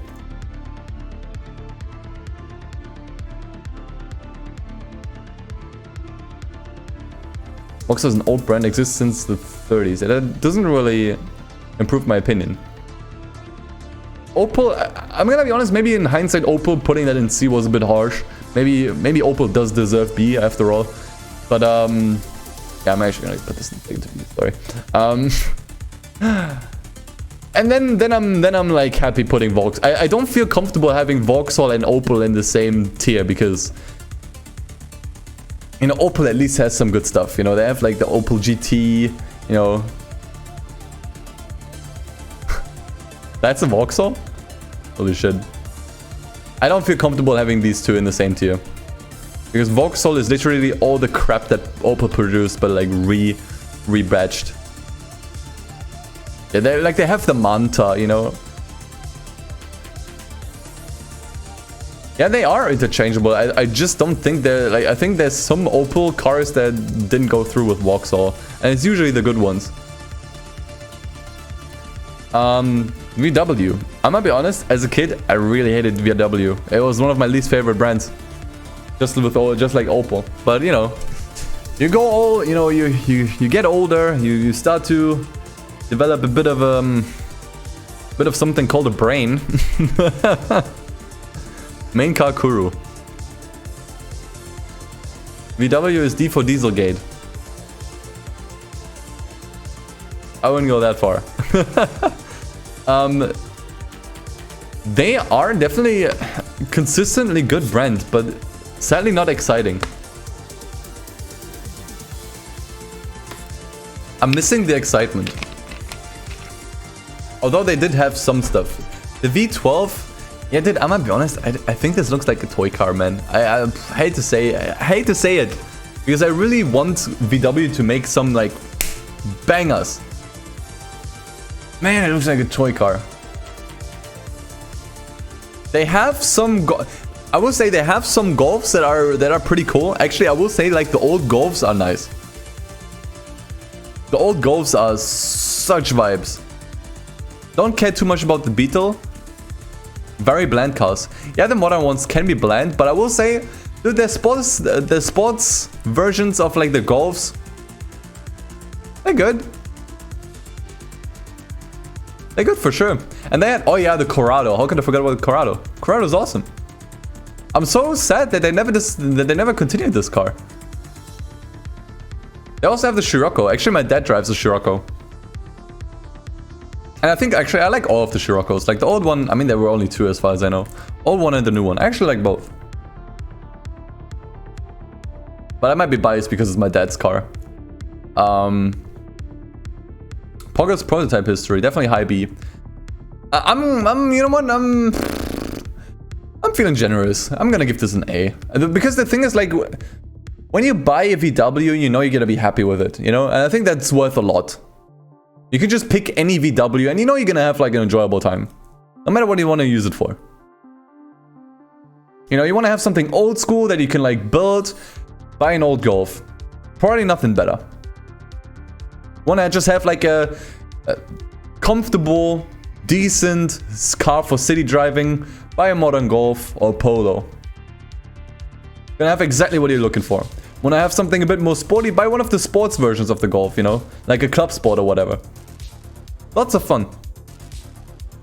You know? I think they're good cars. I think B is like where you have like, you know, cars that are a bit hit and miss. I think VW is just consistently good. A consistently good brand. Can't think of any bad car that VW has made. Volvo. Dude, I have such a hard time appreciating Volvo. Can I just say that? I have such a hard time appreciating Volvo. I know you guys love it. I just don't know why I don't love it.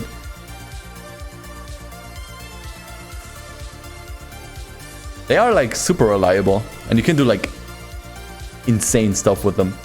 And they definitely cult classics. VW made a literal thing? What the fuck is that? Yeah, I also just kind of like failed to see where that Volvo hype is coming from, because to me they just look like pretty generic looking cars. Where's the appeal? I'm like genuinely asking. I'm not trying to be like insulting or like, you know, I don't mean to sound condescending. I'm just genuinely asking to like the Volvo fans, what do you like about Volvo? I want to learn. Because I think this tier list has been a bit of a learning experience. I like their designs a lot. I mean, they are definitely unique because they are like super boxy, right? Which is definitely a bit of a counterculture thing.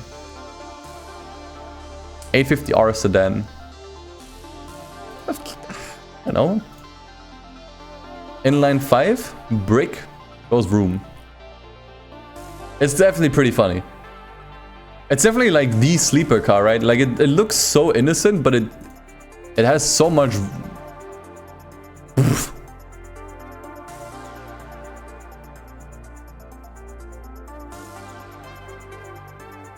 Reliable as fuck. That is true. That I have heard a lot.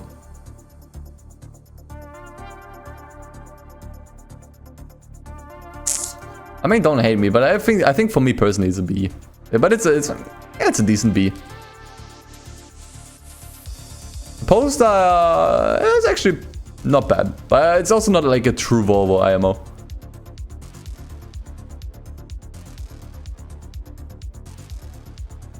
New Volvos look okay. The thing is with Volvo, I just don't have like a strong opinion on them, right? There's like lots of people that love them and they're like, ah.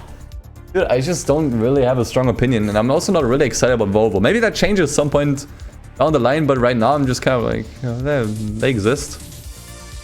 Enjoy your B tier. Nothing really inoffensive about them, or bad about them. Just kind of fun cars, I suppose, that look the way they look, I guess. I don't know. Let me just move on. I don't know. W Motors. What cars did they make?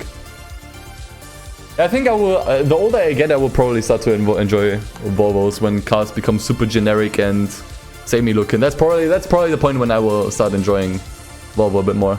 Lycan Hypersport. Dude, yeah, where's Mercedes in here? Mercedes is missing. Mercedes I would put into A, by the way. Dude, why did they miss Mercedes? I didn't make this list, by the way. The previous lists on the tier list I all made myself, but this time I was a bit lazy and I just picked whatever I could find. Dude, where's Mercedes? I mean, we can... let's save that up for now. Maybe you guys can come up with like other missing brands. Let's focus on W Motors. The Fenrir. This is the only car I think about. To me, this is another one of those brands that in my head only made one car. And I will say this car, it's okay. But it's also just like one car. Welcome to the C tier. Hey, final one. Zenvo. Another brand that made one car. in my head.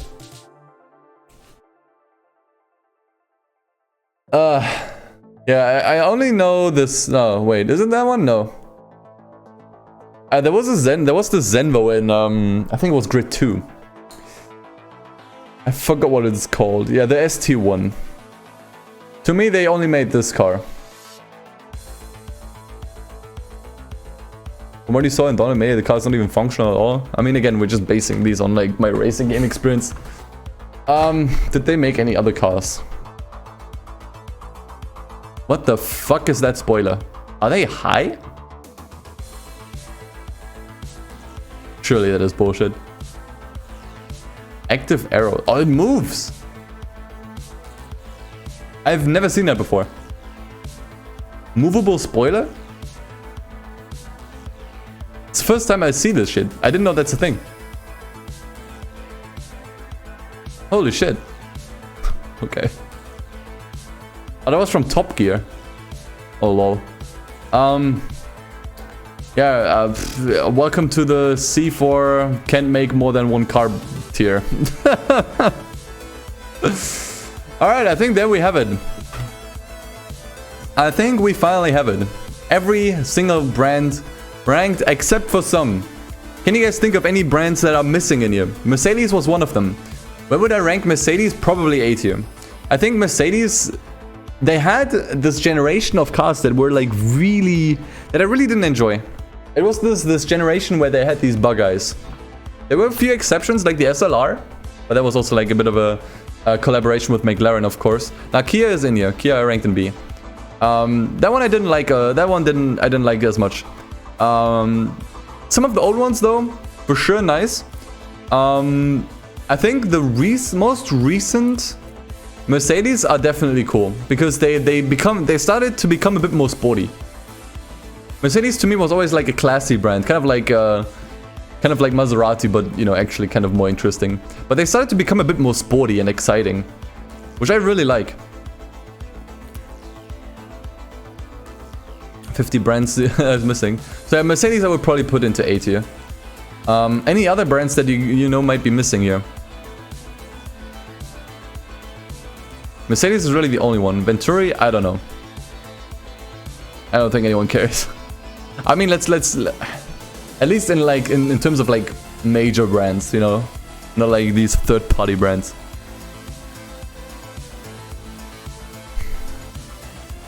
Ginetta. True. No idea why I would rank Ginetta. User, thanks for the 8 months with Cadillac. Now, we rank Cadillac. Cadillac. Where is Cadillac? Where did I put it? Isn't this Cadillac? Chevy is up here.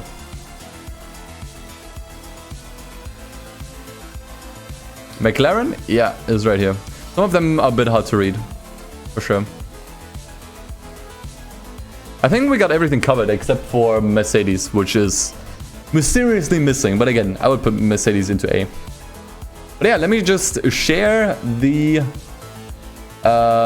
tier list with you guys in chat in case you want to make your own ones. I'm also gonna put one in... I'm gonna put it on Discord, alternatively. And yeah, that's probably where I will end the YouTube video. I hope you enjoyed this tier list. It was definitely the most requested tier list from you guys, according to the YouTube poll. So I hope this was everything that you were hoping for. And yeah, the tier list will also be in the description and in the comments in case you want to check it out yourself and you want to make one, share one with your friends.